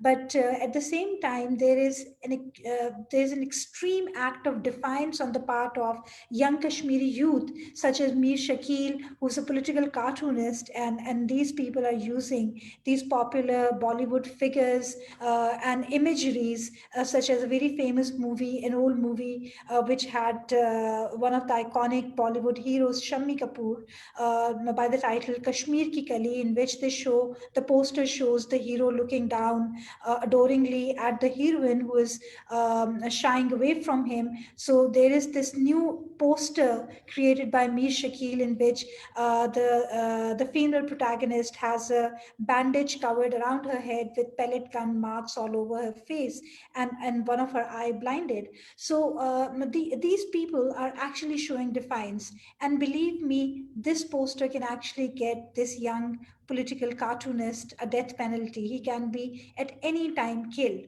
And one can actually count as to how many Kashmiri media personalities, media journalists, social media activists have been gagged, been killed, disappeared altogether in the last 1 year, bare minimum, and so many have been killed over the time, such as Shujat Bukhari and so many others. Now, if we look at the political connotation of how the women have been victimized and become a part of the genocide, we see the Article 35 and the 370, which we technically look at from a very political lens. But the 35A also safeguarded the right of proprietorship and the property rights for the people of Jammu and Kashmir, in which the women of Jammu and Kashmir had a bit of a protection that their property will not go out if the person marries an outsider, that is a non-Kashmiri. The woman will not be able to inherit the property, or at least transfer that property to her partner or the spouse. But now what we see is that under this 1 year blanket curfew, the perpetual curfew that has been placed on Jammu and Kashmir, the occupied territory, not only have there been umpteenth number of domiciles issued, according to one of the latest counts, there are 100,000 new domiciles issued to the people. And the indigenous Kashmiri population groups, when they go to seek jobs, or they go to get their property registered, because they've been living here, they're the indigenous people of the land, they don't have any proof of evidence that they are the people of the land, they're denied domiciles. And in their place, you have at least so many domiciles issued, which means that you have at least as many new settlers in this area as the number tells. And then, of course, there's also this right of inheritance property right, which is being given to civil servants who are serving in Kashmir for the last 7 years, a minimum. And all you have to do is serve there for 7 years, and you can become a Kashmiri, by an indigenous or naturalized Kashmiri, so to speak. But what we see here is that not only the women are being targeted, or the women voices are being muffled through this direct tool of oppression or genocide, that is physical harassment, physical abuse, and the rape, but also the women are routinely facing indirect violence, which has become endemic, which has become part of the structural violence, or the structural systematic violence that Indian security forces and oppressor forces have made the DNA of this occupied territory. And part of that is where the husbands, the spouses, the partners have disappeared. And you have villages such as Dardpura, which is the Sambal village very close to Srinagar, now named as Dardpura, which is a widow village, where you have women living who don't know what their marital status is. The husbands have disappeared for the last 20 to 43 years, 24 to 30 years. They are not coming back. But according to the religious obligations, the woman cannot marry, although Islam provides very, very clear instructions that if there is a lack of communication, what can happen and how to go about doing it.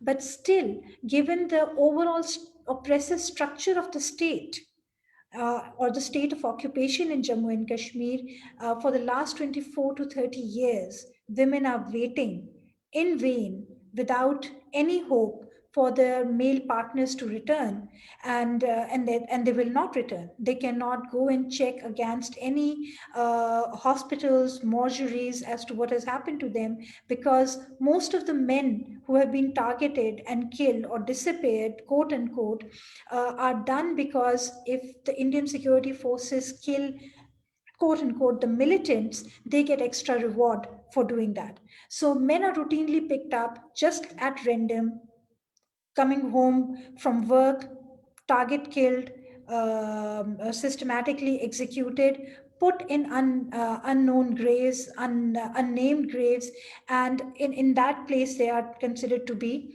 cross-border terrorists who have come from Pakistan. So India has this very, very valid excuse of using this Pakistan card, and of course then the security forces are given a lot more reward and monetary incentives to do so. Then there's this complete curfew, which is totally destroying the social fabric of the occupied Jammu and Kashmir, which needs to be there. Another very important part of the cultural norms of Jammu and Kashmir were that not only women worked in the fields with the men, they were also part of the lake, Dal Lake culture. They were also part of the Gujar Bakarwal communities, who were nomadic communities, the shepherd communities. And as these property rights are changing, the grazing grounds for these sheep and the herds are shrinking. They can no longer go there. There is no space for them. And in any case, they feel so insecure in coming out unescorted. They don't have enough people to help them do that. And of course, the security forces are virtually watching them like vultures, and they pounce on them and they do what they really have to do. And there is no way to redress any of the plight which people are facing there. Last but not least, I would also say that interestingly, what we have seen is that many of the cultural as well as religious sites in this Indian occupied territory of Jammu and Kashmir were a common interfaith place. Jammu and Kashmir had always been what Ms. Mashal Malik had also mentioned, a place of extreme tolerance. And there was this culture of Kashmiriyat, which also meant cultural coexistence, interfaith harmony, and there was a lot of multi-ethnic. Kashmir was a multi-ethnic society exhibiting coexistence at its very best. But now what has happened is that the annual Amarnath Yatra has become an annual function of not interfaith harmony, in which the Muslims provided the Hindu yatris from all over India the safe passage and the microeconomy that went with the annual pilgrimage that happened. And this was something which was codified in the local culture. But what has happened is that each year when the Amarnath Yatra has happened, as of the year 2008, it has become a place of strife and conflict. And all along the Kashi and the Amarnath Yatra route, the RSS, the BJP, and these radical Hindu outfits have identified trees and lucrative real estate land as to be ancient temple sites. and they are now claiming those temple sites as a land mafia gimmick, and they're doing what they have to do. Last but not least, of course, is the fact that the very famous, one of the first Muslim heritage sites in Jammu and Kashmir, the Khanqa-e-Mualla, which is the Shah Hamadan shrine, has now lately been considered by the Hindus as to be a Hindu temple of the goddess Kali, and suddenly they have unearthed in its foundations a wall that had a lot of red saffron in it, which meant that this was a wall where the people would go and kind of rub their forehead. So which means that this was my Kali's shrine, and the Shah Hamadan Khanqa has to come down and a shrine has to be made there. This has been given impetus more so because of the Babri Mosque and so many other things. And I'm pretty sure this is going to not stop here. It is going to further continue that way.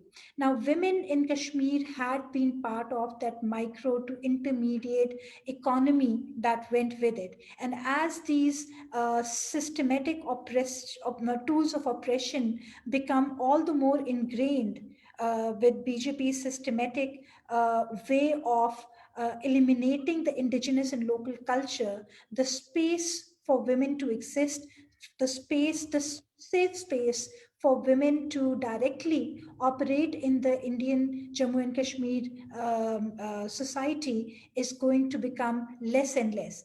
And not only would they be recipient of direct violence and oppression at the hand of Indian security forces, they are also unfortunately indirect recipients when their boys, their young children, their husbands, their brothers, their fathers become victim to the Indian bullet. I would stop here because one can endlessly go ahead with it, and I know that there are other speakers lined up. Thank you very much for the opportunity. Thank you. Thank you so much, Dr. Salma. Our next speaker is Dr. Mahmoud Hawari. Dr. Hawari is a Palestinian archaeologist and the former director of the Palestinian Museum. Dr. Hawari's talk today is going to be on the destruction of indigenous cultural heritage and the use and the misuse of archaeology. Over to you, Dr. Hawari.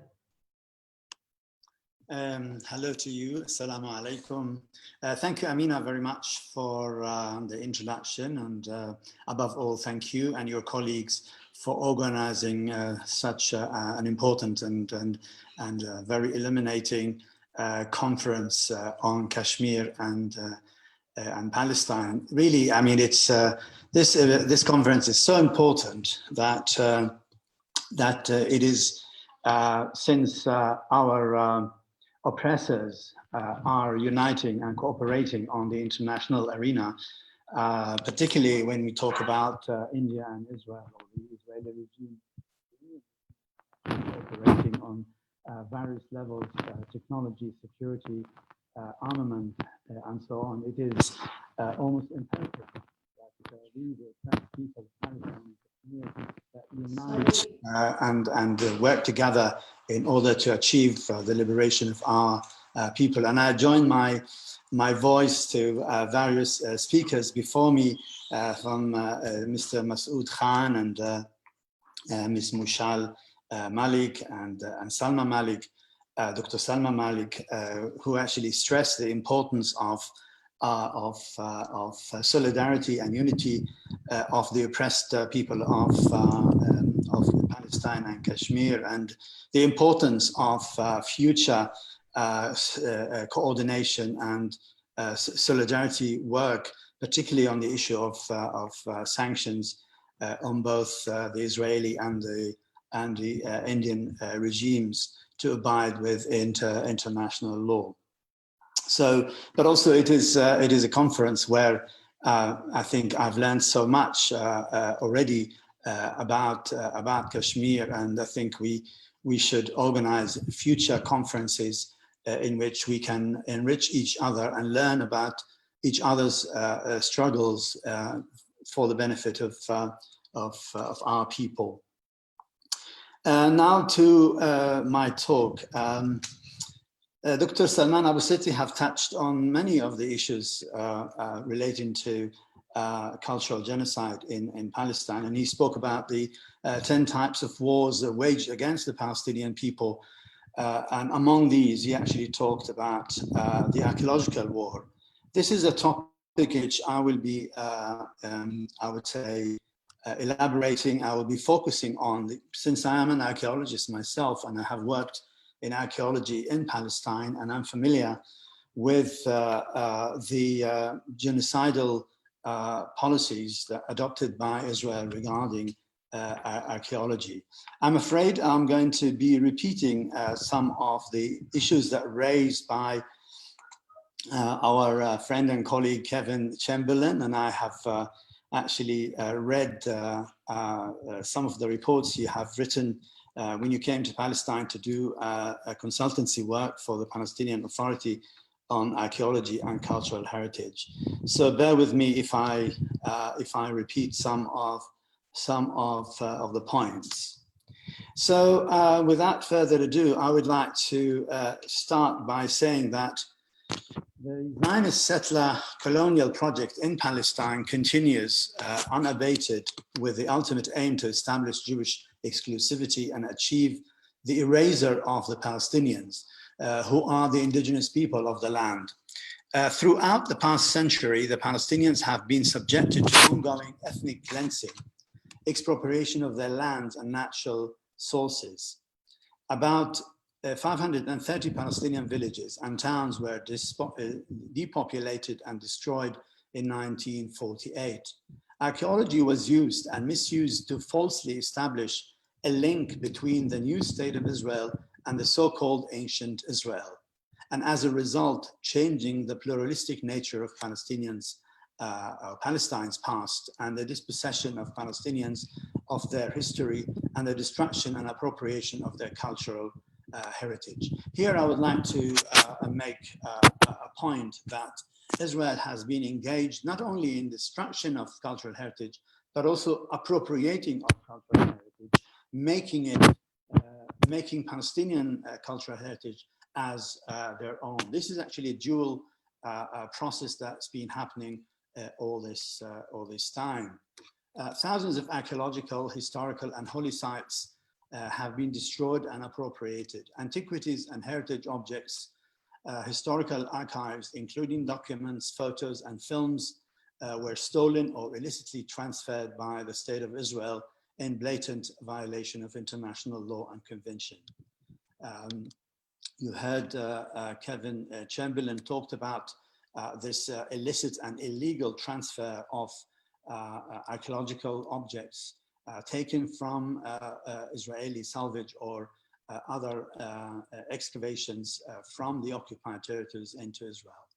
Now, many of these objects are kept or displayed at Israeli archives and museums, or loaned to museums around the world, like the Dead Sea Scrolls that have been found around the Dead Sea were actually taken by Israel and loaned to a museum in Canada for their display. And this is by no means a violation of international law. Now, in general, I would like to say that the increasing European colonial intervention in the Middle East and Palestine in particular during the second half of the 19th century coincided with a rising interest in cartography, historical geography, and archaeology of the region.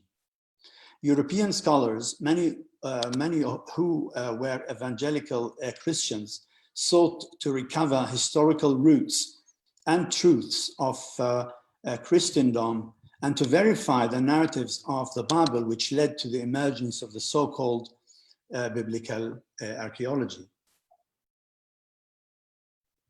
Since 1948, the Zionists, in their attempt to support the notions of a land without people and historical claims, employed archaeology in the service of their settler colonial project. In this context, biblical archaeology was effectively used as a tool for providing material evidence for the invention of a national identity and entity in Palestine called Ancient Israel, as a justification for the founding of modern Israel and the return of Jews, so to speak, to their ancestral lands. This was done by silencing Palestinian history and with complete disregard to the indigenous Palestinian Arabs, Muslims, Christians, and Jews who have been living in their own country for millennia. New Jewish colonies were often established on sites believed as having been settled in biblical times by ancient Israelites, and thus extending present-day territorial claims.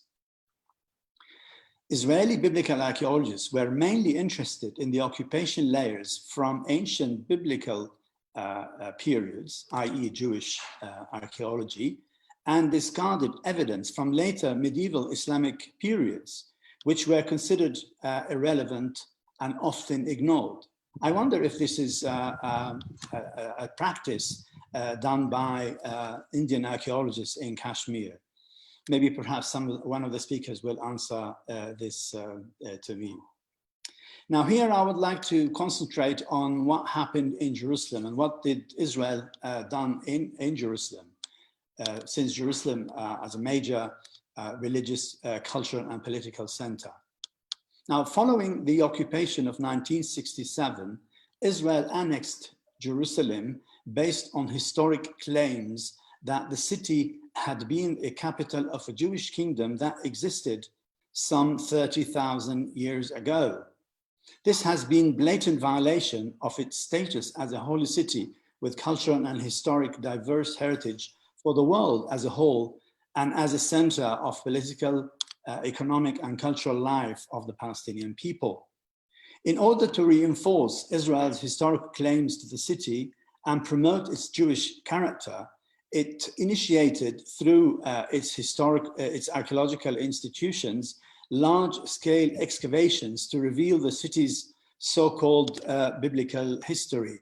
These included, first, excavations around and under the Aqsa Mosque compound, known as the Haram al-Sharif, aimed at finding remains associated with the Jewish temple.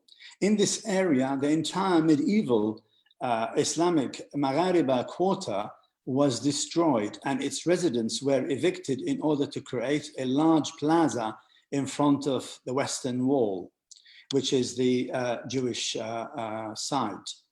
A tunnel has been dug under the west wall of the Haram al-Sharif, causing the unsubsiding of dozens of Islamic medieval buildings, particularly dating to the 14th and 15th centuries. Two, excavations at the Jewish quarter aimed at Judaization of the quarter by evicting most of its Palestinian residents.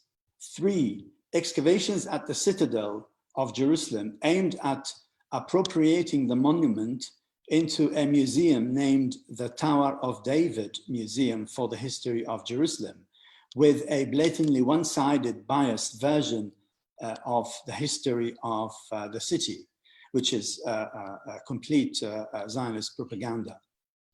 Fourth, excavations in Silwan, a village turned into a neighborhood of Jerusalem, aimed at the exploration of the so-called city of David, and subsequently led to the establishment of a Jewish settlement in the heart of the Palestinian village, and gradually driving all Palestinian residents out. The Israeli authorities bar the majority of Palestinians from the West Bank and Gaza free access to the Muslim and Christian sites of Jerusalem, making the Israeli Prime Minister's talk about freedom of religion a mockery.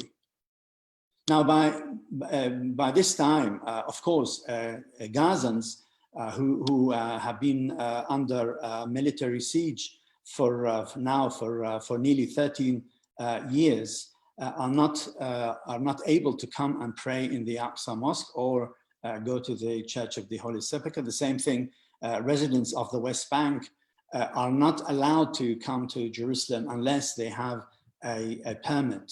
This is a process that will take many months, and many Palestinians cannot obtain this type of permit. Now, such actions are contrary to international law and violate numerous United Nations and UNESCO resolutions, including other conventions like the Hague Conventions, and thus were met with condemnations from the international community, which called upon Israel as an occupying power to refrain from altering the status of Jerusalem. It must be noted that the annexation of Jerusalem by Israel is still not recognized by the majority of countries around the world, except the US and some of its cronies, which only recently was moved by President Trump. Is actually why I was going to say that the US have moved its American embassy to Jerusalem by the Trump government only last year. Now, what's happening in the West Bank and Gaza in terms of the damage of cultural heritage and the destruction of a historical and archaeological site? The historic towns and cities, including Nablus, Bethlehem, Hebron, Gaza, Beit Jala, Tulkarem, Salfid, Jenin, Rafah, and Abud, suffered military bombardment and causing partial or even total destruction. Kevin Chamberlain had actually mentioned in his talk some of these actions of the destructions that was done in the city of Nablus in particular. So many archaeological sites and historical buildings in Gaza also have been targeted by Israeli military attacks in its recent wars against Gaza. The site of ancient Gaza port Amphidon, going back to Hellenistic and Roman times, the Ottoman governor's house, Dar el-Sarai, were severely damaged by these bombardments. Now, the apartheid wall constructed by Israel inside the Palestinian occupied territories has had a devastating impact on the rich archaeological remains, cultural heritage sites, and most importantly, the cultural landscape of Palestine. Through the 462 Israeli settlements inside the West Bank, Israel already controls more than 900 archaeological sites and features. And after building the wall, this number rose to 4,500, including around 500 major archaeological sites, which constitutes around 50% of cultural resources of the West Bank. And this is a staggering number that is worthwhile remembering, that Israel controls almost half of the cultural resources of the West Bank. In addition, the wall, which annexes large amounts of Palestinian land, isolates 40% of the West Bank archaeological heritage on its western side. It isolates also Palestinians from Jerusalem and its holy sites, and devastates the region's landscape.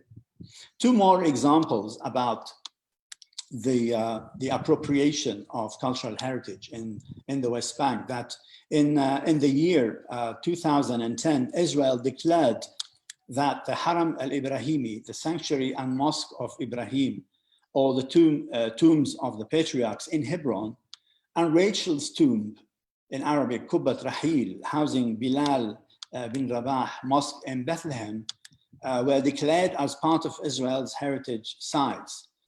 UNESCO responded by noting that the two sites are special to all of humanity, and in addition to the religious significance ascribed to them by people of Muslim, Christian, and Jewish traditions.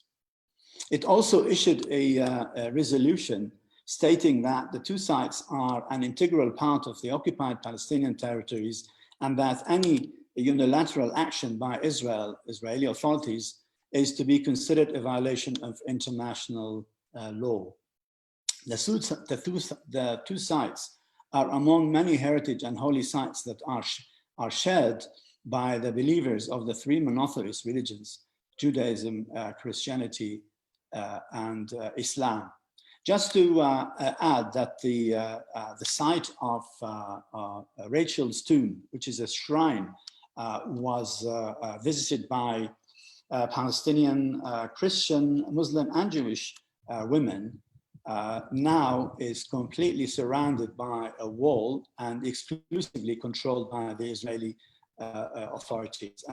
And Christians and Muslim women are not allowed to visit the site. That is a site near Bethlehem.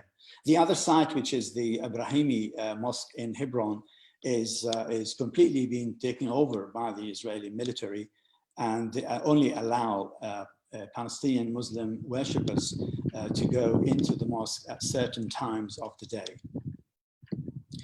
Israel's unlawful practices in the West Bank and Gaza has resulted in the destruction of thousands of archaeological sites and historical monuments that were illegally excavated, expropriated, and looted, and the destruction of the landscape and natural environment, notably due to the continuous building of settlements and bypass roads.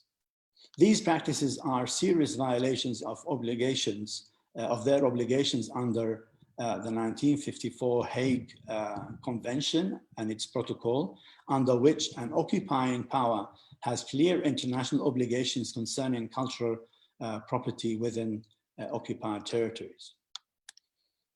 To conclude, I would like to say that despite Israel's relentless measures to achieve domination and Jewish exclusivity,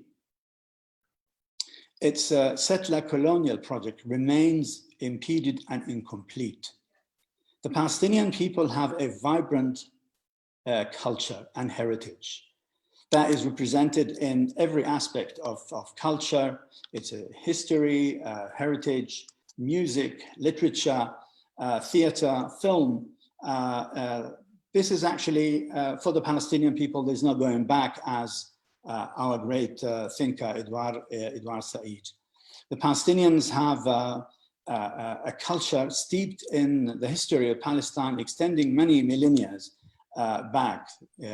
That has been proven by the record of archaeological exploration in Palestine. And Palestine boasts itself to be the origin of civilization and ancient agriculture. Jericho is one of the most ancient cities, walled cities in the world, going back to 10,000 years BCE. The Palestinians' presence in their land, their everyday steadfastness and robust resistance to the colonial order stands as an obstacle to the ultimate realization of the Zionist project, a matter that brings hope for future generations. With this optimistic note, I would like to say that it is the time for us, the oppressed people of Palestine, the people of Kashmir and other oppressed people around the world. It's time for us all to unite, to build links of solidarity and cooperation in order to stand up against oppression and repression in order to achieve our human rights, but also self-determination, freedom, and dignity. Thank you very much for listening. Thank you so much, Dr. Hawari. So our final speaker for today's webinar is Dr. Khurram Iqbal, who is the head of the Department of International Relations at the Faculty of Contemporary Studies, National Defense University. Dr. Khurram, you have the floor.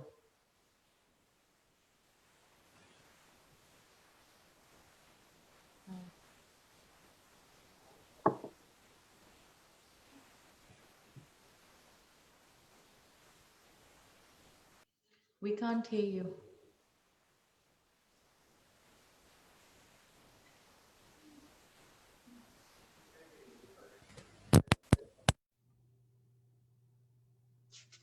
Maybe take your headphones off. Yeah.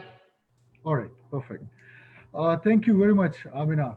My gratitude to Ambassador Azaz Chaudhary, Director General Institute for Strategic Studies, Islamabad. Um, since the distinguished panelists have comprehensively covered the legal aspects of the physical and cultural genocide, the definitional aspects of the major theme, we have also had panelists who comprehensively talked about the similarities and dissimilarities about the two contexts, which are Kashmir and Palestine. Then we had two insightful presentations by Dr. Mahmoud Hawari and Kevin Chamberlain on the archaeological perspective, and then Dr. Salma Malik very skillfully offering the gender perspective. To avoid repetitions, please allow me to restrict myself to three main points which have not been covered so far in the discussion. First is, of course, the global reactions that the ongoing physical and cultural genocide in Kashmir and Palestine have evoked. And secondly, the evolving convergences between Zionism and Hindutva, and how do they basically can lead to the total extinction of the Palestinians and Kashmiris, and finally, some of the way forward as to what needs to be done to counter this alarming trend, which I call the ideological convergence between the forces of Zionism and Hindutva. It was in August 2019 that Genocide Alert, Genocide Watch issued a report indicating that the genocidal process in Kashmir is at an advanced stage. The report indicated that Narendra Modi's Hindutva policy can serve as a potential trigger for the genocide in Kashmir. Well, since then, most of us would like to assume that the world conscience has perhaps woken to the groundwork of genocide, which is being laid out by the Modi administration. We have seen a number of international bodies, such as United Nations, issuing some of the most harsh worded statements demanding India to stop collective punishment on Kashmir. We have seen international bodies such as Amnesty International, Human Rights Watch, and European Commission for Human Rights. They have vocally opposed Indian policies of genocide, physical genocide, and cultural genocide in Kashmir. Resultantly, what we are seeing that India, which was once a very strong candidate for permanent membership of the United Nations Security Council, now it's on the course of becoming an international stigma. We must admit that the Hindutva policies and agenda of Narendra Modi, the Indian state and society, they continue to pay a very heavy price for this divisionary and exclusionary agenda of Narendra Modi. But aimed all this discussion of physical genocide, the physical killings and violence, what most of us continue to ignore is the cultural obliteration in Kashmir. And that's where I would say that the Middle East and Africa Center at the ISSI must be commended for bringing it into academic and policy discourse, which is the cultural genocide taking place in Kashmir. How my co-panelists have rightly mentioned, that is through forced assimilations and demographic engineering, something which the world has silently witnessed in Palestine for decades. What we are seeing in Kashmir that during last 3 months, more than 1 million domiciles have been issued to non-Kashmiris, which poses an existential threat to indigenous population and culture of Kashmir. And if we go by the definition of Raphael Lemkin, one of the top scholars on the genocide, the physical and cultural genocide, they are basically part of one process, and which could be accomplished through a variety of means, including forced assimilation and depriving people of the territory they called homeland. Now, the moot question is whether the cultural genocide in Kashmir, is it something new? Is it something unprecedented? I would like to argue, yes, this is unprecedented. Because if you look at the past policies of the Indian government inside Kashmir, the thrust was on the physical violence, on physical killings. But now I would say that the attack on the spirit of Kashmir, it's something new, and it's taken straight from the Israeli playbook in case of Palestine. Well, if you look at the Israeli policy in Palestine and Modi's policy in Kashmir, there are striking parallels, from unmarked graves to home demolitions to disproportionate response to political dissent. Then, most recently, of course, attacks on cultural artifacts, which have been comprehensively covered by Dr. Salma Malik. And recently, the demographic engineering, which is aimed at converting Kashmiris into a minority in a place which they call homeland. So when we talk about cultural genocide, people lie at the core of any definition of culture, and any attempt to forcefully assimilate them into dominant culture usually borders on prevalent definitions of cultural genocide. And then we look at the other expressions of culture, such as religious practices, religious expressions. They too are under tremendous stress in Kashmir. President Azad Kashmir has rightly mentioned how the Kashmiris were stopped from taking the Muharram Ashura congregations, how Kashmiris are barred from offering prayers in the mosques, how Kashmiris being killed by the occupying forces are being denied Islamic funerals, how their loved ones are even denied to go and offer prayers at their graves. Only 3 days ago, there was an incident in the occupied Kashmir where the Indian occupying forces arrested more than 10 Kashmiri youth, and their only crime was to visit the grave of a fallen Kashmiri freedom fighter. So this is the state of affairs when it comes to the cultural genocide in Kashmir. But how the Western world is responding to the ongoing cultural and physical genocide in Kashmir, we'll have to acknowledge that the Western capitals, they have traded off Kashmir and Palestine for their geopolitical interests. What we are seeing coming from the Western capitals, that any indication of human rights violation from the adversary states, such as Russia and China, is usually met with stiff response and reaction from the Western capitals. But the countries aligned to United States of America, which are deemed as status quo powers, they can go for worse human rights violations and they can easily get away with that. Take, for example, the comparative study of Kashmir and Hong Kong, how the Western capitals have responded to Hong Kong and how they are responding to Kashmir. If you look at the case study of Hong Kong, there have been anti-Beijing protests for more than last 1 year. And we have to admit that China has demonstrated exemplary restraint in dealing with anti-Beijing protests. Throughout 1 year, there was only one killing suspectedly by the police.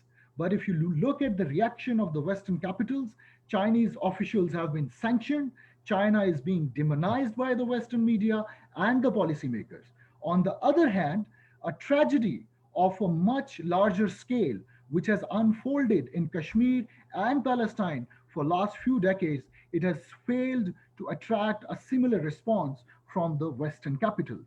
Why this dichotomy? Mainly because human rights, of which cultural and physical rights are an integral part, now they are being instrumentalized by the Western capitals in pursuit of their geostrategic agenda. United States of America needs India to counter the rising China and a resurgent Russia. And in doing so, they are willing to look away when India commits gross human rights violations inside Kashmir. So to sum up, what needs to be done? I would say that Kashmir and Palestine, they are two illustrative examples of the Western doublespeak of human rights, of which culture and identity are integral part. Physical and cultural genocide of Kashmiris and Palestinians, Amina has rightly mentioned, is often derided and it's often ignored by the Western capitals, and it's often justified, as you said, as a Benjamin effort, Benjamin side effect of basically countering terrorism and countering specifically the so-called Islamic terrorism. So what binds Israel and India together is the threat, unfounded threat of Islamist terrorism. What we have seen during last few years is an evolving convergence between the Islamophobes of different hue and colors. On one side, you have got Hindutva, the saffron terrorists, and on the other side, you have got political Zionism. And then you have got the far right Christian extremists operating from Europe. It was a marginal trend until recently, but they are gradually assuming the mainstream. And there is a convergence of interests between these three variants of extremism, which could be far deadly for the world peace than the so-called Islamist extremism ever was. So what needs to be done? There are three ways forward. One, which Amina has rightly mentioned in her intro and seconded by President AJK, transnational activism, converting Kashmir into a global civil rights issue. But how it could be done? For that, I think we'll have to use a humanist perspective to analyze both Kashmir and Palestinian issue.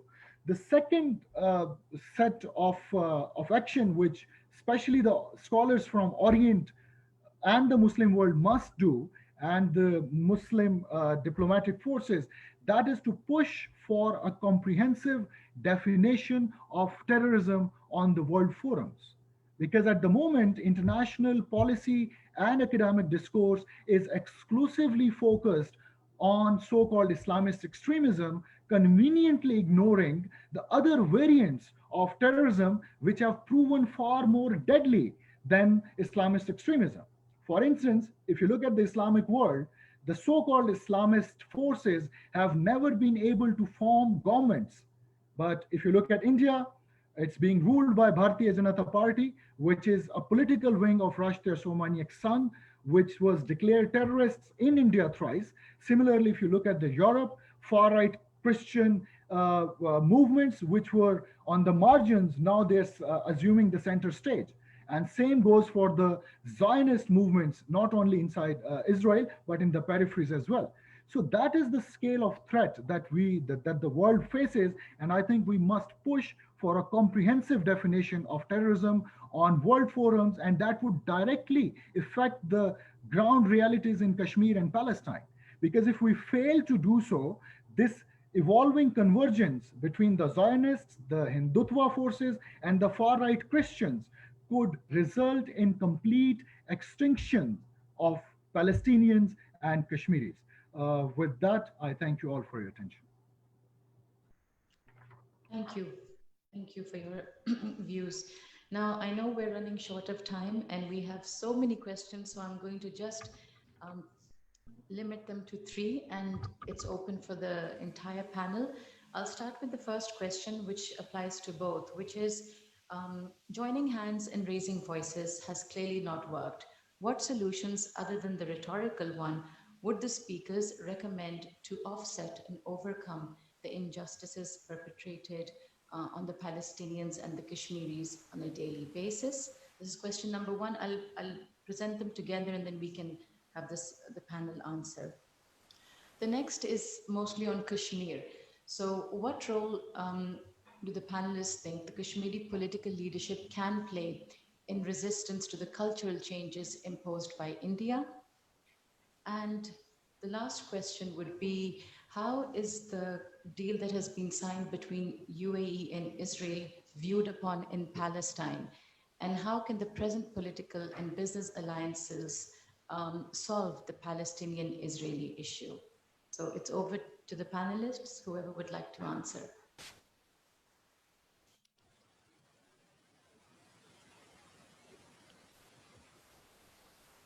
Dr. Mahmoud Hawari, would you like to? Perhaps, yes, I would like to comment on the last question regarding the Israel-UAE agreement, how it is viewed by Palestinians. I think Yeah, short, in a very short and concise way. Most Palestinians are dismayed and angry about this agreement because they feel it is a stab in the back since the Arab nations have been committed to the Palestinian cause, and they will not abandon Palestinians to fight Israel on their own. So they are angry and dismayed, and I think they are appealing to other Arab countries not to do the same and to be to abide by standing by the Palestinians. Anyway, this is actually a very strange agreement between Israel and the UAE. UAE was never a hostile country to Israel, so there is no reason for a peace agreement. It is actually a pact, an alliance between Israel and the UAE and other perhaps other Gulf countries against Iran. And in fact, Israel had and the US had put a lot of pressure on these Gulf countries to resume relations with Israel in order to completely sideline the Palestinian cause. Palestine is never been mentioned in this agreement, and therefore it is a betrayal for the Palestinian cause. May I come in and make a comment, please? On the question of how do we solve the problem, well, apart from it being intractable, but I would say perhaps the first thing that should be done is for the American electorate to get rid of President Trump, whose actions with regard to Israel has not exactly helped the situation. And secondly, for the Americans not to give such blind support to Israel. And perhaps the third thing might be for the Israelis to get rid of their prime minister and replace him with someone else who is not quite so rabidly pro the right wing of Israel. But whether any of these things will happen, of course, is a matter of being able to see what the future holds.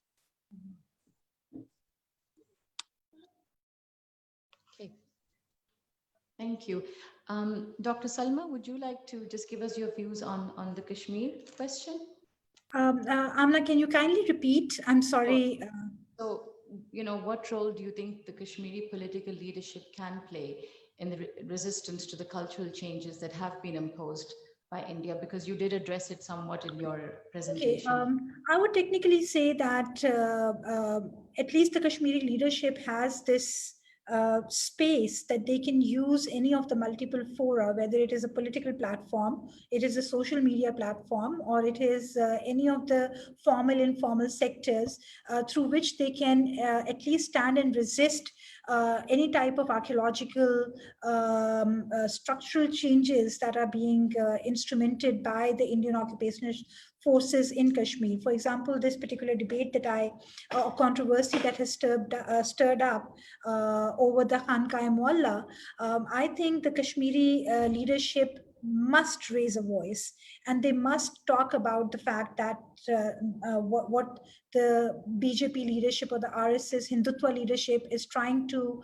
bring about is going to set a very dangerous precedence. And if they concede ground on the Khankai-e-Mualla, which is one of the oldest and the most revered areas, then it is going to be an endless situation. If you may recall the Hazrat Bal incident that took place in 1993, as much space the Kashmiri leadership conceded to the Indian forces, then the Hazrat Bal situation took a very, very different turn, and it led to a lot of massacre as well. So I think the Kashmiri leadership should be very, very vocal and should raise as much voice as possible. But the very fact is that what type of a Kashmiri leadership we are talking about? Is that a Kashmiri leadership which has been put in office by by New Delhi, or are we talking about Kashmiri leadership which stands true to the aspirations of the indigenous Kashmiris?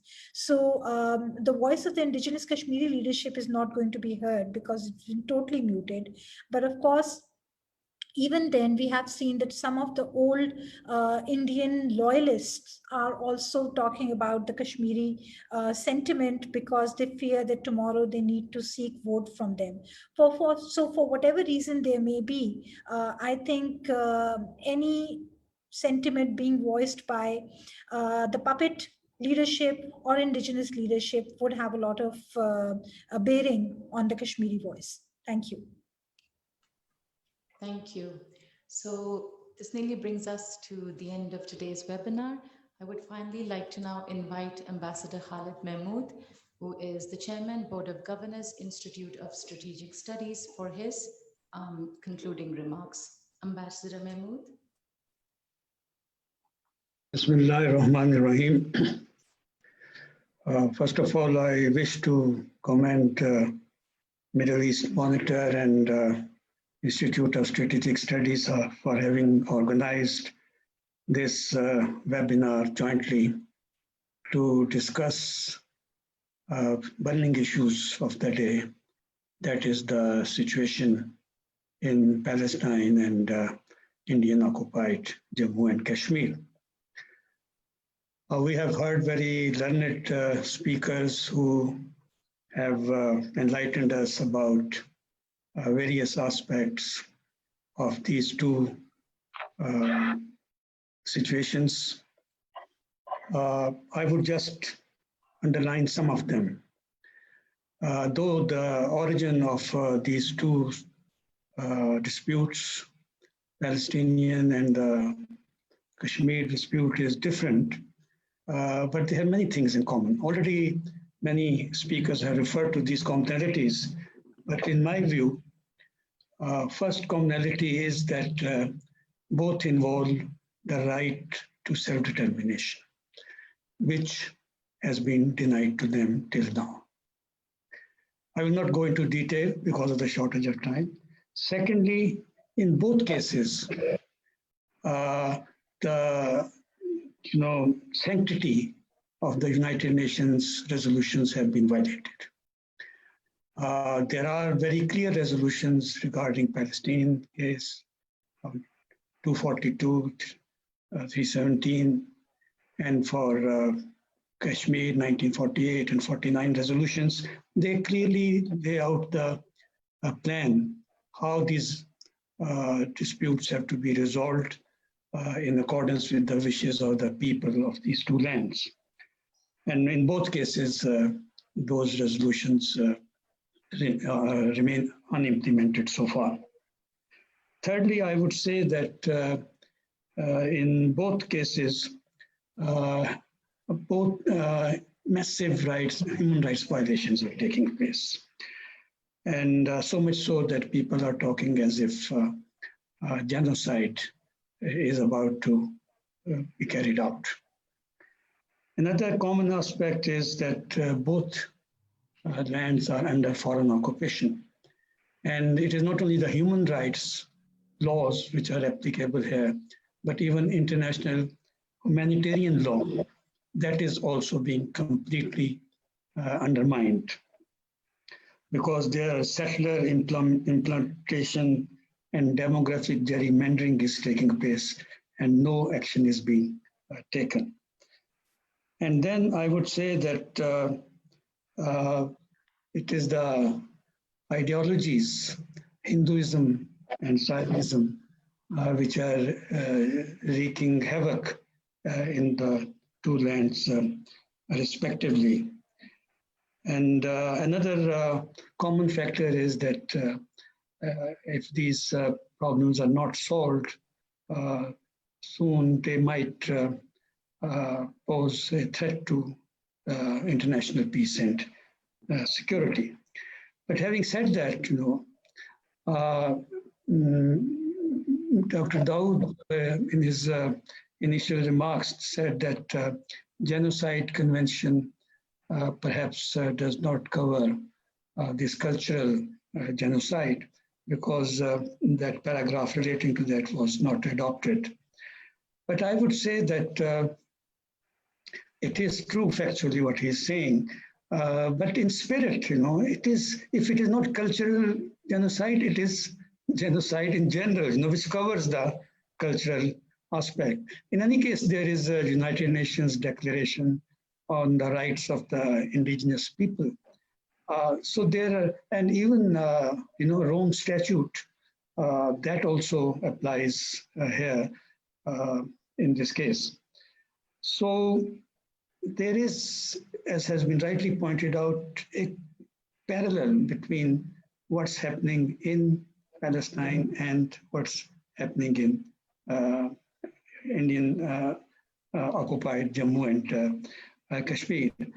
The Jews, took cues from the playbook of Nazis, and Mr. Modi is taking cues from the playbook of Israel. It is not only that they are just following these models, but in fact there is a great mutual coordination and support between these two leaders. So many proposals have been made, and they are all eminent at how to address these situations. Two of them I would endorse. One is that we have to raise the awareness about these two problems. Of course, they are known, but they have not caught the same kind of public imagination as was pointed out in the case of Vietnam War, or now Black Lives Matters and so on. And secondly, I think I also endorse the proposal that it is high time the Secretary General UN appointed a special envoy to deal with or to monitor the situation in occupied Jammu and Kashmir. Of course, for Palestine, there is a Committee on Palestinian Rights, but for Kashmir, there is no such overseeing body. So that we would request the Secretary General UN to look into this important aspect. But I have to add two more proposals. One is that we have to study how the Rome Treaty, which established International Criminal Court, how we can make use of that. If Umar Bashir of Sudan can be hauled up before the ICC, Milosevic of Yugoslavia can be called there, John Taylor of Liberia can be called there for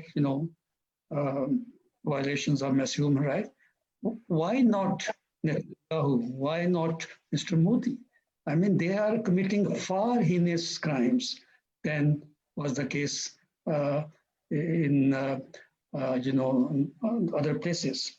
So I think the experts should look into it, that how the competence or jurisdiction of ICC can be extended to haul up these international criminals.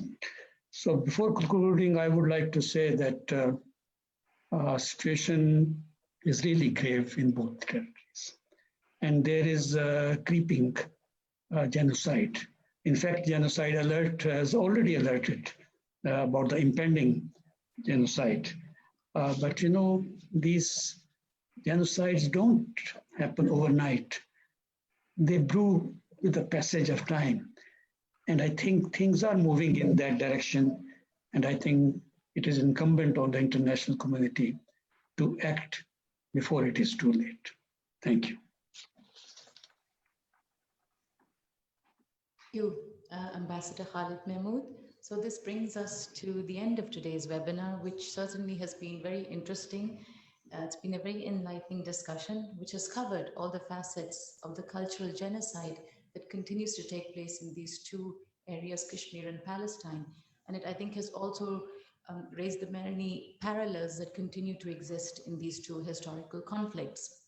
So on behalf of the Center for Middle East and Africa at the ISSI and the Middle East Monitor, I once again would like to express my gratitude to all the speakers for their insights and to the participants for being so patient and joining us today.